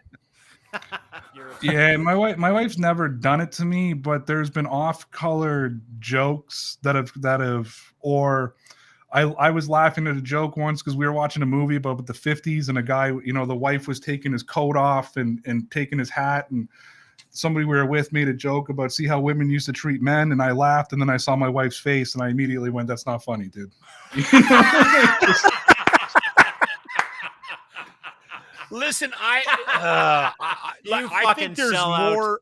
I think there's more to this. I love your honesty, Ray. Yeah. I think there's way more to this than Jada giving Will a quick little look. I don't think he heard that joke. I think he was interacting with that group, and then he caught it, and then he realized what happened, and then he went up and he dealt with it. And I think that's, I think there's something going on, sadly, with Will. I think there's more to this story. Yeah, I do too. And you know what? I appreciate what Ray's position. He deals in the mental health industry and, as a professional. So I appreciate the fact that you can't make a speculation on that. But that is not a reasonable reaction Response to that joke. No. And it wasn't that bad. Was it offensive? It was exactly what you said it was, Dean. It was mental note. Honey, I'll talk to Rock after the show. Yeah. And then you go have a beer with him and you go, come on, man. What's the fucking deal? Yeah, I think about what Ricky Gervais has said at the Golden Globes. I know. I mean, he should have been punched out on stage 10 times already then, if that's the case. That's the thing. It's Chris Mel Gibson Rock. almost did. I think Ricky Gervais says he thought Mel was coming at him because he kind of did a little. He said it 2 years in a row. He said he almost came at him 2 years in a row. And he's like, I can't believe they're having me back. You might want to put something in front of Mel Gibson, please. And then he's like, I'm not Jewish, but I think he hates me. Ricky Gervais is one of the funniest fuckers on the planet. Yeah, he is. And there's you got to give a comic a little bit of room to move, right? I mean, that's the problem I have with what Will did. I feel sorry for him. I feel sorry for Chris Rock. The whole situation's fucked. Yeah. I wish we all could be flies on the wall for that private dinner, which I'm almost guaranteed somebody's going to try to put together to get those two, because they both have a lot to lose here. Chris Rock needs to save face based on the fact that happened to him, and Will Smith put his career in jeopardy by doing what he did. I don't think Chris Rock has to save face because Dave Chappelle seems to be taking the beating today. It's that's the thing. Dave Chappelle is taking the I couldn't believe that. Dave what's Chappelle was trending this morning, and everybody's like, "Oh, now Dave Chappelle's not going to want Will Smith to come to his show." Yeah, well, because Dave Chappelle got called out because in his last special he was making jokes about trans people, and the trans community was very upset about it. And I don't know, this somehow became the big comparison of it. And yeah, Dave Chappelle has been on the hot seat all day because Chris Rock told an off-color joke and Will Smith kind of slapped him in the face. So fuck you, Dave. See that you had it coming. Let's get mad at Dave. Everything anybody does, let's just fucking yell at Dave. Why not? And I think Dave Chappelle, you can't. I've been dying waiting. No, but I've been dying for a tweet from him today. I'm like, give us I don't think there's gonna be a tweet. I think this is just going in his next special. It's just a big special. Yeah, he doesn't do a lot of tweeting. Yeah, this is just gonna be in Dave's next special. I've been seeing people have been taking a guess of what the joke is going to look like, and there's been some funny ones that I could hear it in the Dave Chappelle voice, so I'm hoping he just kind of picks out some of those and goes. Isn't it fun that one of the voices of our time is Dave Chappelle? Like, think about who we trust. Think about who shapes culture, who is stepped up and been a voice of reason in these fucked up times that we're in. And oddly, it's Dave Chappelle. No disrespect to the Joe Rogan fans out there, but or Jordan Peterson freaks. I only listen to Joe Rogan for medical advice. So yeah, that's me too. the only reason I go over there. Hey Ray, listen, let's get to it. I know you're kind of under the clock here too. You got about 20 minutes with us, and I got to let you go. But you and I were tweeting back and forth yesterday. Obviously, we watched the same thing. I don't know if Lachlan didn't watch it because he's like anti-soccer, but Team Canada qualified for the World Cup for the first time in 36 years. Just look at you. You're fucking sporting the stuff too. Look at this. Here it is. This is the final whistle. Yesterday, BMO Field, Canada booked their ticket to Qatar for the first time since 1986. You've got a group of Canadians largely made up by people of color, immigrants, refugees, people from all over the world, all over this country. Finally did it yesterday, taking out Jamaica for Dick. And I mean, it was incredible. I've never been so excited to watch a soccer match. I've never been so excited to experience something like this. I enjoyed it. It was a watershed moment for soccer and for this country, but it did a couple of other things too, Ray and Locke. It did a couple of other things for me. And you and I were tweeting back and forth. The Canadian flags flying right side up. We took it back. We fucking took the Canadian flag back. I love that. Love that retweet of yours, Ray. As soon as I saw that, I was just like, I'm retweeting that son of a bitch. Ray is so right. And I want to point it out that I called this last week, right? I said I was hoping that soccer in the World Cup was gonna bring our flag back, and it absolutely did. And it fucking did. Look at that. Look at that. I don't know if they were listening to the fucking podcast, but man, look at all those flags. Look at that. Come on. This is fucking beautiful. This is from Steve at Far and Wide. He's like a trucker convoy, except for winners. And he's just got pictures of flags all over the place, Canadian flags. Ray tweets yesterday, minutes after it ended, BMO Field took our flag back. I also tweeted something to the effect of, it's nice that we took our flag back from those hillbilly racist fucks. So I was a little more salty about You the whole took the thing. more politically correct way towards it. He's usually Well, on that path in yeah, life. yeah. Oh, dude, I'm all in on fucking those people up, especially after watching Hillier go to the clink today. I'm like, oh, fuck, I'm all in. This is like, it's carte blanche. But take me through it, because I love this concept. I love the idea, not just that Canada took the flag back at BMO Field with a game and a series and this CONCACAF qualifying that's been months in the making, but that we've been shit for so long.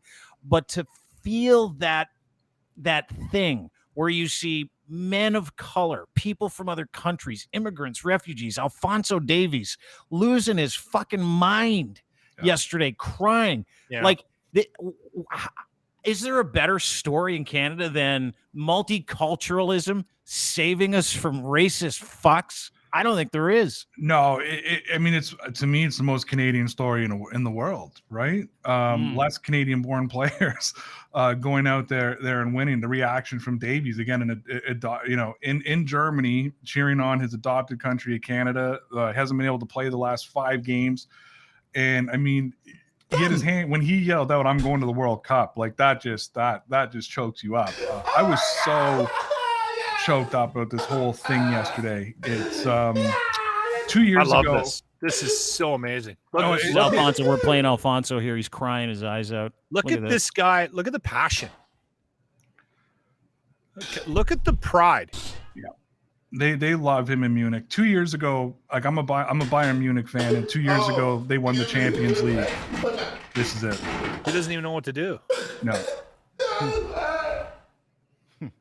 That's awesome. I got chills. I'm almost crying right now. 2 Sorry, years go ago, ahead. 2 years ago, I'm a Bayern Munich fan. So when they bought him 3 years ago from the Vancouver Whitecaps, I'm going to be honest, I didn't know a lot about the kid. I think he was 18 when they bought him, or 19 when they bought him, and he didn't come up as a starter. And then due to injuries, Hansi Flick put him in, and he became just a key part to the Bayern team. And in 2020, the Bundesliga was the first league to come back after all the sports shut down around the world. So it just happened to be that my team and my league came back, and it was just a special moment that's what brought sports back to the world. But they won the Champions League that year, and watching Alphonso Davies, a Canadian, I was wearing his jersey for that game and hoisting that trophy. I never thought I'd get a better feeling for men's Canadian soccer ever. So yesterday was just, I mean, I was overwhelmed by emotion when it was all said and done. And what I thought was the coolest is, I'm calling this the Vince Carter effect, because when you think of DeanBlundell.com, you don't think of soccer, yet there was 3 article posts, boom, boom, boom, 1, 2, 3, all talking about Canada qualifying for the World Cup. People I know who are the what I call the hey bud hockey fans and hockey players, Hey bud, hey bud. Come on, bud, right? Hey, bud. It's them texting me about soccer, a game that they make fun of me for watching all the time. I'm hoping that this translates over to soccer becoming cool again in this country, amongst especially the hockey players. And I'm very involved in soccer. Up until 2 years ago, I was still a part of the King City Soccer Club, coaching and doing keeper training with their rep team. And my daughter was a rep soccer goalie for them. And it was just such a, it's, again, I'm overcome. I thought the gold medal in Tokyo with the women was going to be the highlight of Canadian soccer. Oh, And we got to give a shout out to them, like especially the ones who won it, but even Christine St. Clair, obviously, but Diana Matheson, and some of the older people, the Sophie Schmitz, the people who came before Carl Lang, and kind of brought it, and then the Felicia Buchanans and them who are now representing and bringing home the golds. The women's side kind of gave us hope for the sport in the country, and then when John, I don't know why his name's escaping me, but when he left the women's, when I was so pissed at him when he left the women's team and went to the men's team, especially kind of the way, well, he did it. He didn't even talk to Christine St. Clair before he left, which really pissed me off. because I don't think there's a bigger figure in soccer in this country than Christine St. Clair. She was a top 3 player in the world at one point. I never thought we did enough to use her to push the game. I was pissed at Soccer Canada. I was pissed at Soccer Ontario. We could have pushed more. All she got was some Tide commercials. We could have done it more. And I hope that Soccer Canada doesn't waste this opportunity, because if they waste this opportunity to really push the game of the world, I mean, it's huge. But I did that video blog last night and I said, like, we've been watching the World Cup for I mean, I always put it this way. The last time Canada was in the World Cup was in 86 in July. I was born in August of 86. So a month before I was born was the last time that they played in a World Cup. They're going to Qatar. I hope that TFC and the Impact and the Whitecaps, I hope they take advantage of World Cup fever as well. And guys, I want to remind everybody, we're guaranteed to be in the next 2 World Cups. So we're coming back in 2026 too, when we're hosting with the US and Mexico. So we're going to see Canada the next 2 years. Right. I really thought 26 was going to be our only time that we saw them in the World Cup. So the fact one of those loser qualifications that you're like, fuck, at least we're in it. But like, this is the thing, is that they didn't just qualify.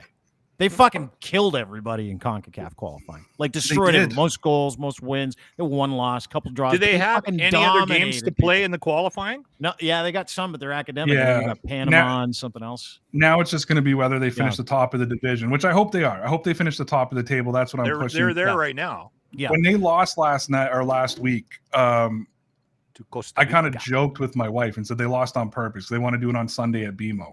You know, like they want that. I mean, did you see it when the bus came in? Did you see just when they arrived to the stadium? Yeah, it was like watching a fucking This is the premiership thing I game, find right? interesting about, and because I've been waiting for that, like in this country, because listen, derelict soccer in this country has always been a joke. You'd look at the FIFA rankings, you're like, Canada's ranked behind the like 140th in the world, and we're still being disrespected. We're not even in the top 20 in the not even top 50 in the world rankings.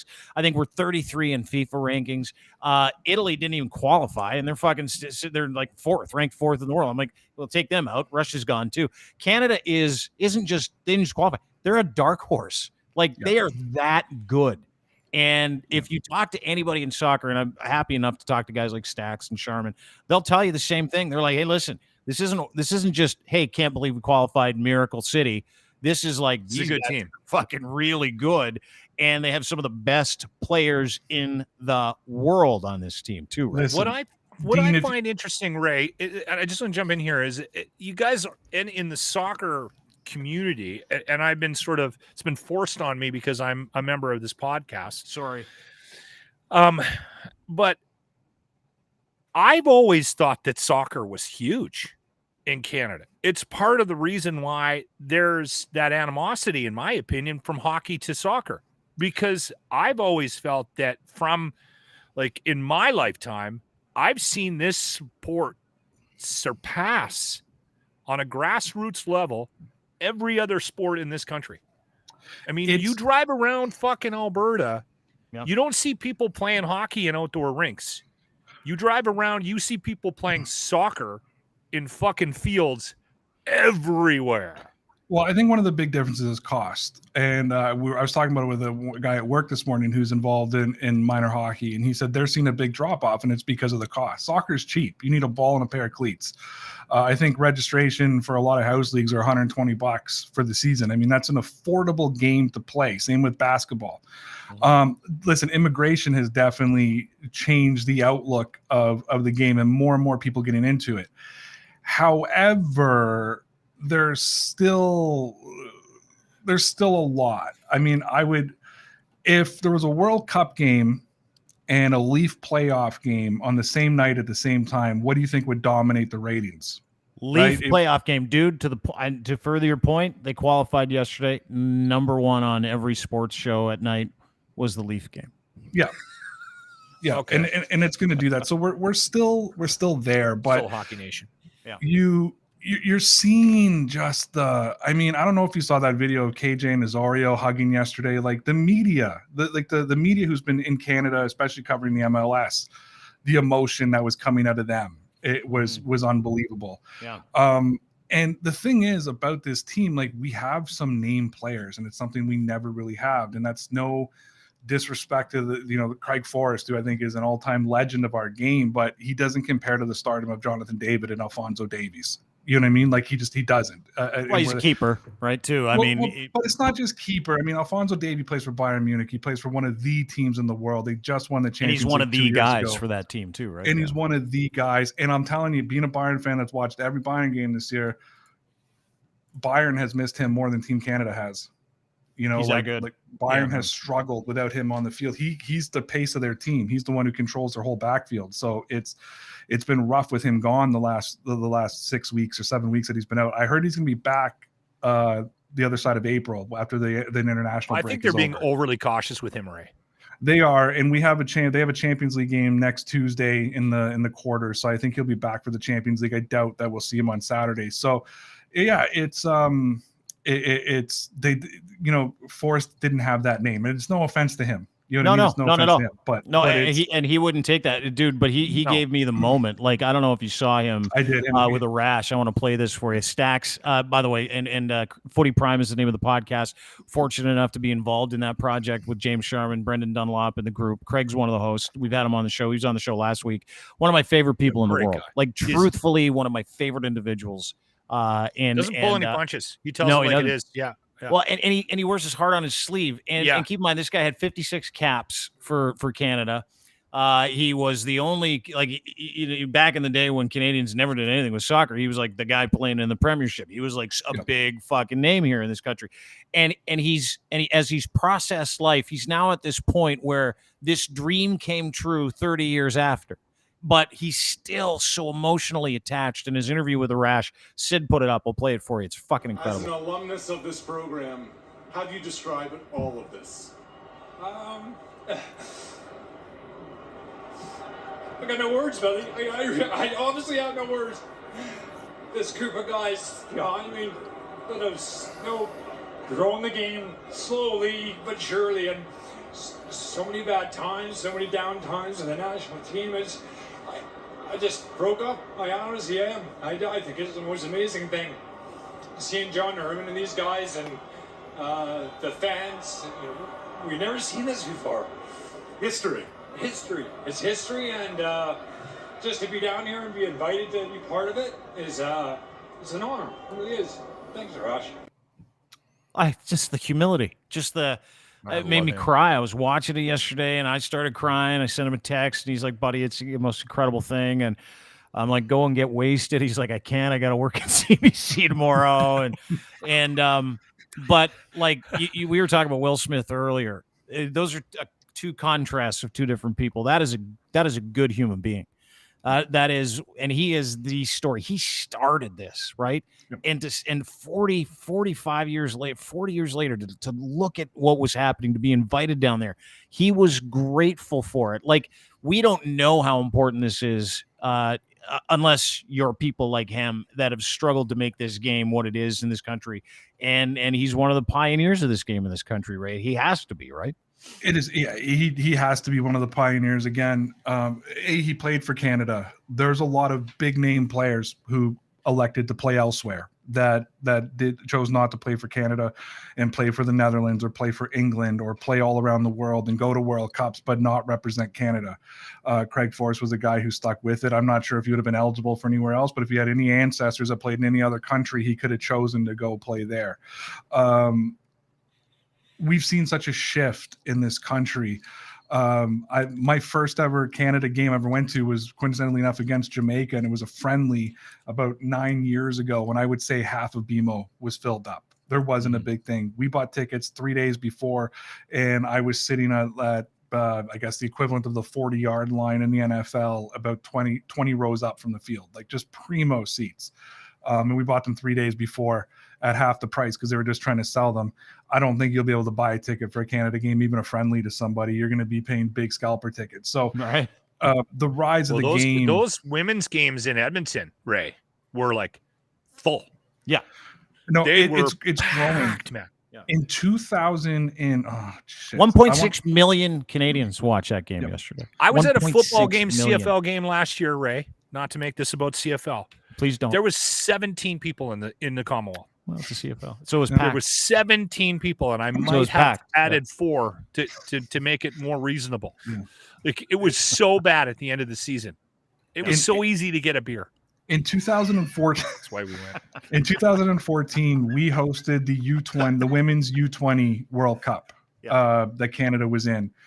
And I would say 3/4 of that team was a team that just won the gold medal out in Tokyo. And you could see the rising stock of the women's program.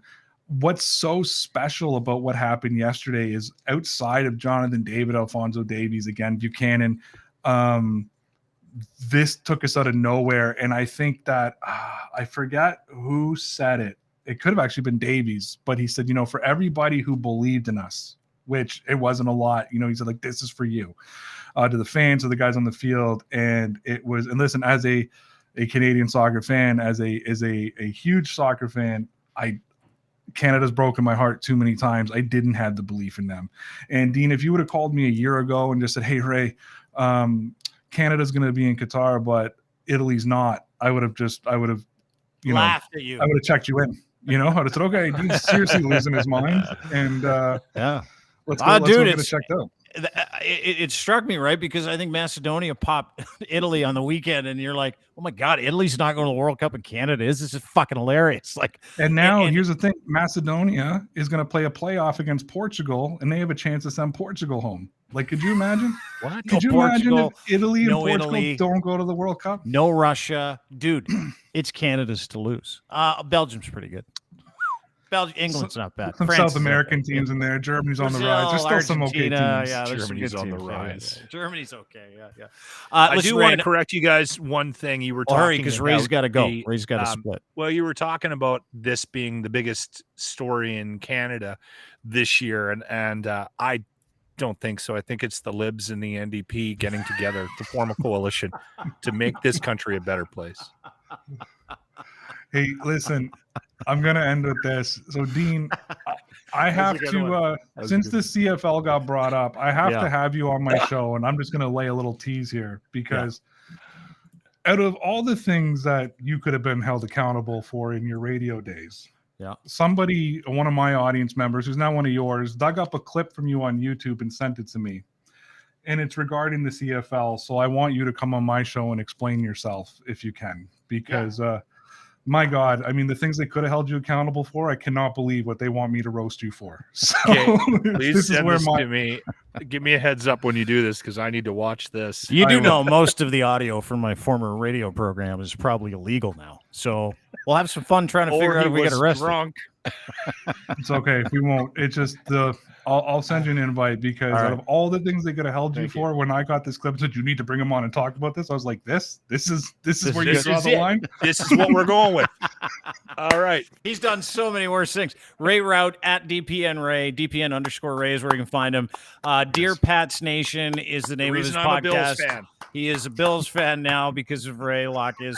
He's getting his Zubaz PJs next week. He ordered them online. So excited. He's a Josh Allen jersey guy now, too. Josh Allen. Ray, thanks for doing this, brother. Always great to see you. Thanks for spending time with us. Anytime, brother. Anytime. I love Ray. Ray's a good dude, too. Got good people here. Good people. Listen, you are never going to. And I know you like the CFL. You're never going to convince me it's a good product ever. But you know what you will convince me of is that you do drink beer at those games. Just want to bring this up. Before I will explain this. Show the picture so we can get it out of the way. Well, there's more than one picture. So Army Chris is a friend of ours. He's got a podcast here called Fire for Effect. And out of nowhere on Friday, I start getting these DMs. He's like, Lachlan's having a problem. I'm like, what kind of problem is Lachlan having? He's like, well, I'm going to send you a couple pictures. And this is the first one I got. This is with the actual text. This is you with Jimmy. You're passed out in front of a pub, it looks like, and Jimmy's trying to get his fucking mask on. Full yard sale. You're neatly and cutely asleep with a mask on outside, sitting on a bench. This is my. You can see I spilt something all over my shirt. Yep, in the right bar. down the front. This is Can I read the text? It says, "Blackout Lock is on his way to my house." That's from Army Chris. Bah ha ha ha. So explain it. Okay, so we had a client lunch on Friday. Yeah. And you probably did these. We got a client that loves the show and spends a great deal of money on our radio station. Yeah. And the salesperson said, we should go for lunch. Yeah. So we went to this brewery, and who paid? The salesperson. Weird. Jackie. So Jackie takes us to oh shit, now I'm forgetting the name of the brewery. It's on the south end. I don't know what it is. Oh, fuck. They're so good. Anyway, we had a couple of pints and some food. And then we were on our way home, okay? And Grant goes, hey, now the thing you got to realize about Grant has had this unbelievable shift in his life. Like it is, and Grant keeps his personal life pretty close to his chest. Out of the three of us, Grant doesn't share as much as Jimmy and I. Basically, we live our lives on the radio, right? As you can see here. Grant, not so much. Grant has gone from living in his buddy's basement, okay, as a 30-year-old man, millennial, I'll point out, to moving in with a girl, getting engaged, buying a house. Girl has 2 kids, okay? He didn't even tell Jimmy about the girl, until a year into the relationship. So we're kind of fascinated by this. I have been in the same room with this woman once. Okay? We're going to her, like, their stagette thing this weekend, and I barely know this girl. And so it's kind of fascinating to me that we live our lives on the radio, and yet this guy gets away with, like, sharing little to no information about his life. So we're walking to our cars, and Grant goes, hey, would you like to come see the house? Now, he's been in the house for 6 months, and we haven't seen it yet. And we work with the guy every day, and we're good friends with Grant. Now, granted, he lives like an hour away from my house. He lives on the south end of town, and I live in St. Elmo, which is on the north end of town, which is part of the issue here. But we're on the south end of town, and I look at Jimmy, and I'm like, we're not passing up this opportunity. Jimmy bought a bunch of beer from this bar, or from this brewery, which were IPAs. They had 7, 8, 9, 10% alcohol. We took all the beer over to Grant's, and it proceeded to polish off that beer. I don't know what time we left Grant's, but way. I was shit-faced. That's outside of the pint. We went to the pint to get food. And we Ubered there, and then we Ubered to Army Chris's place. By the time I got to Army Chris's place, I was right out of her, and I knew that my night was over. So I ordered. What time of the day was this? Because it's fucking light outside, dude. This is 3, 4 o'clock in the afternoon. Good. Okay, this is a close up. This is a close up. You look so cute too. Look at you. That's got my food move. all down the front. Yeah, I spilled food all over me. I always put the hands in between my legs. I don't know what it is. That is a typical pissed drunk. The problem is I never switch my gear of drinking. Yeah. I always drink the same level no matter what it is. So if you throw a heavier drink in front of me, like rye or anything like that, it's lights out. Same pace. That's why yeah, I get it. We didn't have, and this wasn't a runaway plan. No one sat down and went, we're going to go get pissed drunk, because I would have eaten better. I would have prepared for it. I wouldn't have drank IPAs. So this is like one of those drinking days that just got out of hand because you didn't know you were going to drink. You were not prepared for that day. But the great part is that it doesn't end there. You also passed out inside the pub at night.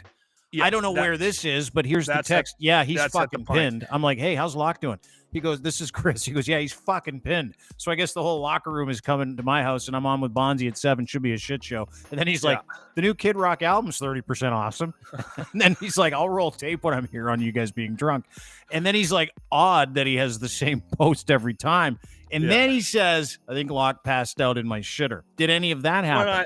No, I was in the bathroom because this is one thing you don't do. That's an old picture. That wasn't this weekend. Okay. That's a different bar. That's just another picture. Sorry. So that didn't happen this weekend. That was another time that you passed. And I do this all the time. this is a regular occurrence for me. So I'll get to the end of my night. All right. I went to the shitter because I knew it was going to be a fight, because you can't just leave Army Chris, Grant, and Jimmy. You don't just leave them when drinking is the plan for the rest of the night. Trust me, they're not. It's not a conversation you have with these raging alcoholics. No, you're a coward if you do that, right? Like they're gonna come after you like a coward. Yeah, I get it. I went into the bathroom and I knew my night was over, and I ordered an Uber, and then I waited till the fucking Uber was outside of Army Chris's, and I walked right out of the house and into the fucking car and drove home. I got home at 6:50. I know this because that's the time on my Uber receipt. I saw it on Saturday morning. I took my pants off in the kitchen in front of my wife, and I proceeded to go to bed. I was in bed before 7 o'clock on Friday night. Didn't get up till like 8 o'clock the next morning. And the sad thing is that's typical of me. I'm a ghoster. Yeah. I drink. I can't go all night. I never have been able to go. Rook is all excited about me coming to Ontario in May, my daughter's graduation and film presentation. You're staying here, right? You're staying with me. Staying at your you place and for Deb. one night, I think. We got a Airbnb, I think. I don't know what the plan is. But anyway, and he's like, I'm going to go party with the old man. I am so disappointing in that regard. Like, I'm not like, I've never been like that. And I've been like that my whole life. There's pictures of me from the time I was 20 doing this. I have been asleep at more events you can probably count on. You look so peaceful. Like if someone said to me, what's Locke like when he gets blackout drunk? I would say very peaceful. Yeah. Like you look like an old guy just at the zoo, shutting it down for a couple minutes because you got sleep apnea. And then like if someone came, you know those guys where you got the uncle that just was like, my body just shuts down. You know what's funny? They called me Little Gordy when I was a kid. And my grandfather was just like this. He just always drink till he passed out in public? Yeah, but he would pass out like way before everybody else. And then the family would put him to bed. You know what I used to do when I drink? I would get the spins. That's when I knew it was time for me to leave. It's like, hey, you know when you get the spins? And you would measure it with the smoke. And I never even smoked. I would go, like, how drunk am I? And I go out to smoke. And if that smoke gave me the spins, I'm like, time for me to leave. Because I knew that was like that trigger where I'm like, I'm going to pass out. I'm going to take a piss in someone's garbage can. So it's probably time for me to go home and protect myself. That's how drunk I would get. And I do that too. When I start browning out, when I start losing like 15, 20, 30 minutes at a time, and then I wake up in certain situations where I'm like, hold on, where are we? What are we talking about? Why do I not know where I'm at? What am I eating? Who gave me this food? I knew that we had gone to the pint, and I knew that Michaela, the girlfriend, Grant's girlfriend, wasn't drinking when we were at Grant's place. So I knew that she drove my car to the pint. Well, trust me, I was too embarrassed to tell my wife I didn't know where the car was. So I got her to take me down there, and I'm just like, well, just drop me off here. I'll go find the car. Well, that took 45 minutes. You know what's incredible is how honest you are about all this. Like most people go, don't put that picture up. Don't do it. I don't want to talk about it. You're like, that's how pissed I always get. I am always at Okay, no, I am not always like this. This is a rare occurrence. It was a runaway. It was unplanned. No, you're saying when the runaway happens, this is what happens. You pass out. But dude, like most 52-year-old dudes are like, don't talk about that. I don't want people to know. You're like, no, I collapse my hands nice and neat right in my legs and look at all that food on my shirt. I'm like, fuck, I just want to be around Lachlan all the time. Like this stuff. This is me. This is drunk Locke. I love it. I think it's a great way to end the show. You know what? I don't get drunk like that a lot, but I've learned over the years to control my consumption. That's why you will see me very rarely will you see me with anything in my hand other than a Budweiser, because I know, okay, I can drink 4 of those, I know how I feel. I can drink 6 of those, I know how I feel. I can drink 10 Budweisers, and I know how I feel. If I drink 6 IPAs, you're fucked. I'm losing portions of my day. right? Because I don't drink the IPAs any slower than the Budweisers. I drink them exactly the same pace I would if I had a Budweiser in my hand, which is a mistake. That was my whole problem, is that I drink everything so fast, like soda water, pop, drinks, coffee. I drink everything as fast as I can. And so when you put alcohol in front of me, I'm like, boom, oh, another one, boom, another one. Great, thanks. I'll do it. And like 20 minutes later, you're like, holy fuck, I can't see. This is unbelievable. But it's the fastest way to get drunk. Dude, no shame here. You know me. I've got no. I'm not judging you at all. I know you don't judge me at all. No, I think it's beautiful. Yeah. It's a beautiful way to live. I've gotten past the stage of being embarrassed by that stuff. Right? Why would you be? I'm not embarrassed by it. No, dude, this is like, all this is like your buddy took a picture of you guys when you're out partying. It's the same thing. It's like every time your buddy would pass out, you take a piss, you pee on him. It's the same. You know, the first guy to pass it. I didn't even have my cock out. That's a rare night for me not to.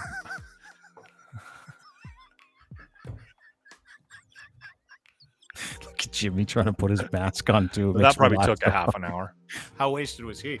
Oh, fuck. Well, Jimmy has staying power.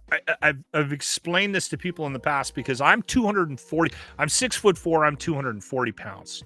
You'd think I'd have better control of my alcohol. I don't. And Jimmy is 4 feet tall and he's 140 pounds. And he outdrinks me on a fairly regular basis. And this is how I've explained Jimmy. I don't quite know how else to do it. Jimmy goes from shit to fuck real quick. Yeah. Like, he gets there fast, but he stays at fuck. It's unbelievable. Whereas you go from shit to fuck to passed out. Gone. Yeah, some guys are like that. I've got a buddy named Dave. I got two friends named Dave. One guy's white, so we call him White Dave, and the other Dave is black, so we call him Black Dave. And my buddy Black Dave's the same thing. We're like, well, we all do, right? It's just what we do. Because you get two Daves in the same group. You're like, Dave, two guys turn around, right? So you got, hey, White Dave. And everybody's like, wait, right here. It's just a little awkward when Black Dave is there, too. Not for him, but for everybody else when you're like, hey, Black Dave. And everybody's like, what? You know what I mean? So anyway, long story short, my buddy Dave, Black Dave, he's like, same thing. He goes like, he nurses a few beers. He's there.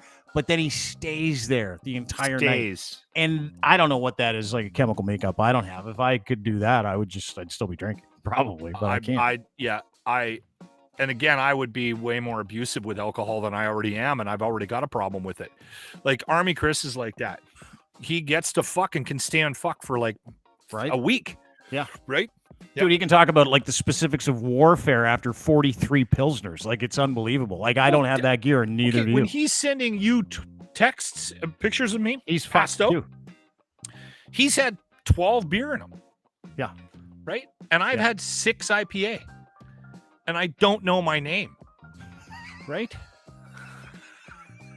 I think it's funny that you hid in the bathroom until the Uber showed up. You're like, well, because I know. It's a battle. You're not convincing Army Chris that it's a good idea to stay or to leave. It's just got to get him on the show. I'm going to get him on tomorrow. We'll talk about this. Anyway, thanks for doing this, brother. Thank you. Great to see you. By the way, Lachlan's new backdrop looks spectacular. He's got a brand new camera. The studio looks fucking incredible, by the way. I did a whole bunch of work on my room down here, so it didn't look like a utility closet. I took that one thing that was in the back over here, and I moved it over here. So that I left the CD wall. Although I have an update on my basement, my little man cave thing. So the wife came down because I've got to clear everything with her, right? Yeah, I'm like, okay, I want to do this, and she's like, okay, no problem. So I spent Saturday doing that, and then I said, there's this free wall over here. I said, you know what I want to do? I said, I want to get like a, I don't know what you call it, like a cabinet or something with some shelves in the bottom. And then I'm going to buy myself a record player. I've wanted to buy a record player for a lot of years. And then I'm going to start collecting records. And she didn't balk at it. She knows that, but she did say, if you're doing that, you're getting rid of the fucking CD wall. So I have to get rid of my CDs if I want to get into vinyl. See, here's the problem that I have if you get rid of the CDs. Is vinyls are like fucking super cool. If you got a wall of vinyl, like if you ever watch anything Danko Jones puts out on social media, he's got fucking rooms full of vinyl, right? Yeah. And you're like, okay, well that went out 40 years ago. Now it's back in. And I think there's going to be a time when we treat vinyl CDs like we treat vinyl now. Do so you? yeah, you get rid of those CDs, you might Regret miss, it? like you could have $10 million worth of shit back there and not even know it. That's what I'm saying. Shit, bunch of that stuff is signed too, and Yes, that's what I'm saying. Go through some it. of it's collector stuff. You might I be able might to put hang it on to Kijiji or have like an eBay auction or something like that, and not pay for beer for a whole year. There's not enough CDs back there for my beer for a year, but I love Anyway, where it your looks head's at. I'm trying to help. Looks great though. Fucking room looks awesome. Thanks for doing that. Thank you. I appreciate Anytime. it. At Lachlan Cross on Twitter is where you can find him. He's the host of the Locker Room, which is at 95.7 Cruise FM in Edmonton. Great morning show. Kind Thank of you. one of the last real rock morning shows you'll ever hear. And they're huge. Love them. Grant, Jimmy do a great job. So listen if you get a chance online, and follow Lachlan on Twitter at Lachlan Cross. Thanks for doing this, brother. Thank you, brother. Tomorrow or at some point this week, we need to deal with your Friday absences. Tomorrow. That's tomorrow. Okay. All right, Yeah, brother. we won't be taking any more Fridays off. But yes, I will tell you, because I had to have some surgery on something that was too big. It was too big. Really? You're nuts. No. Testicle surgery. No. The wiener. I'll tell you all about it tomorrow. That's a tease. Went to the doctor, and he's like, "It's too big. Gonna have to cut it down." It's going to I'm throw like, your back off. He's like, "Yeah, you're not gonna be able to walk when you're 55, dude." I'm like, "All right, cool." No, I'm happy to talk to you about it tomorrow. All right. Friday. Why we've been off on Fridays. Coming up tomorrow. Talk to See you you, soon, brother. brother. You All bet. Bye-bye. Lock and Cross, ladies and gentlemen, 95.7 Cruise FM in Edmonton. Hoo-yah! That's it for us. Have a great day. Thank you very much for joining us. We really appreciate it. Don't forget, you can find us at deanblundell.com. You can also follow us and sign up for a newsletter on deanblundell.com as well. We'll just send you this stuff. Boom, boom, boom, boom. You don't even have to come and look for it. It just shows up. So join in the newsletter. It'd be great. Subscribe to our YouTube channel, too. That's where you can watch us live. Dean Blundell Show on YouTube. Dean Blundell TV on Twitch. Also, follow us on social media, Facebook, Instagram, Twitter as well. And thanks to our friends and sponsors over at Easy Auto Financial for making this easy for us to do, making it easy for you to get into a vehicle. These people get your financing, wonderful people as well, and your financing, they don't have to pay, they don't charge. They don't charge for financing. They're like, yeah, don't worry about it. We'll pass this on to somebody else. You just need a car. Doesn't matter about credit rating either. These guys are like credit ninjas. They'll help you get the car you want, financing you need, and the financing is gratis. It's French for free. If it's free, it's for me. Specifically when it comes to insurance, this is a good deal. EasyAutoFinancial.ca. No obligation either. Ed's Fine Imports and his Gitch. I wear them. You can too. GITCH3. That is your promo code. EdsFineImports.com. Go there. Order online and he'll send you a free pair for free when you use that promo code Gitch and then the number 3. Clothing for men and boys too. Great selection of jeans. Huge discounts right now because they're doing that seasonal changeover stuff. Like 60, 70, 80% off stuff. But go there right now. EdsFineImports.com. Order his Gitch. Luxury branded underwear. Boxer briefs. Pouch in the front. You can't miss. And last but not least, Domination. Dominate with content with domination.com, DMNTN.com, and use their AI to produce content, promos, streaming, etc. You'll love it. We use it all the time. It saves us like hours. It takes minutes to do like 72 promos instead of hours to do one. It's called Domination, DMNTN.com. Again, DMNTN.com. Check them out today. Try them for free. That's it for us. I like this music. It's chill. Congrats to the Canadian men's soccer team, though. That was fucking incredible. Congrats to Chris Rock for taking Will Smith's best. And I do want to say this. If The Rock, like Dwayne Johnson, was telling that joke about Will Smith's wife, Will Smith wouldn't have done jack shit. That's the kind of coward Will Smith is. Fact. Anyway, that's it for us. Have a great day. See you tomorrow. Bye.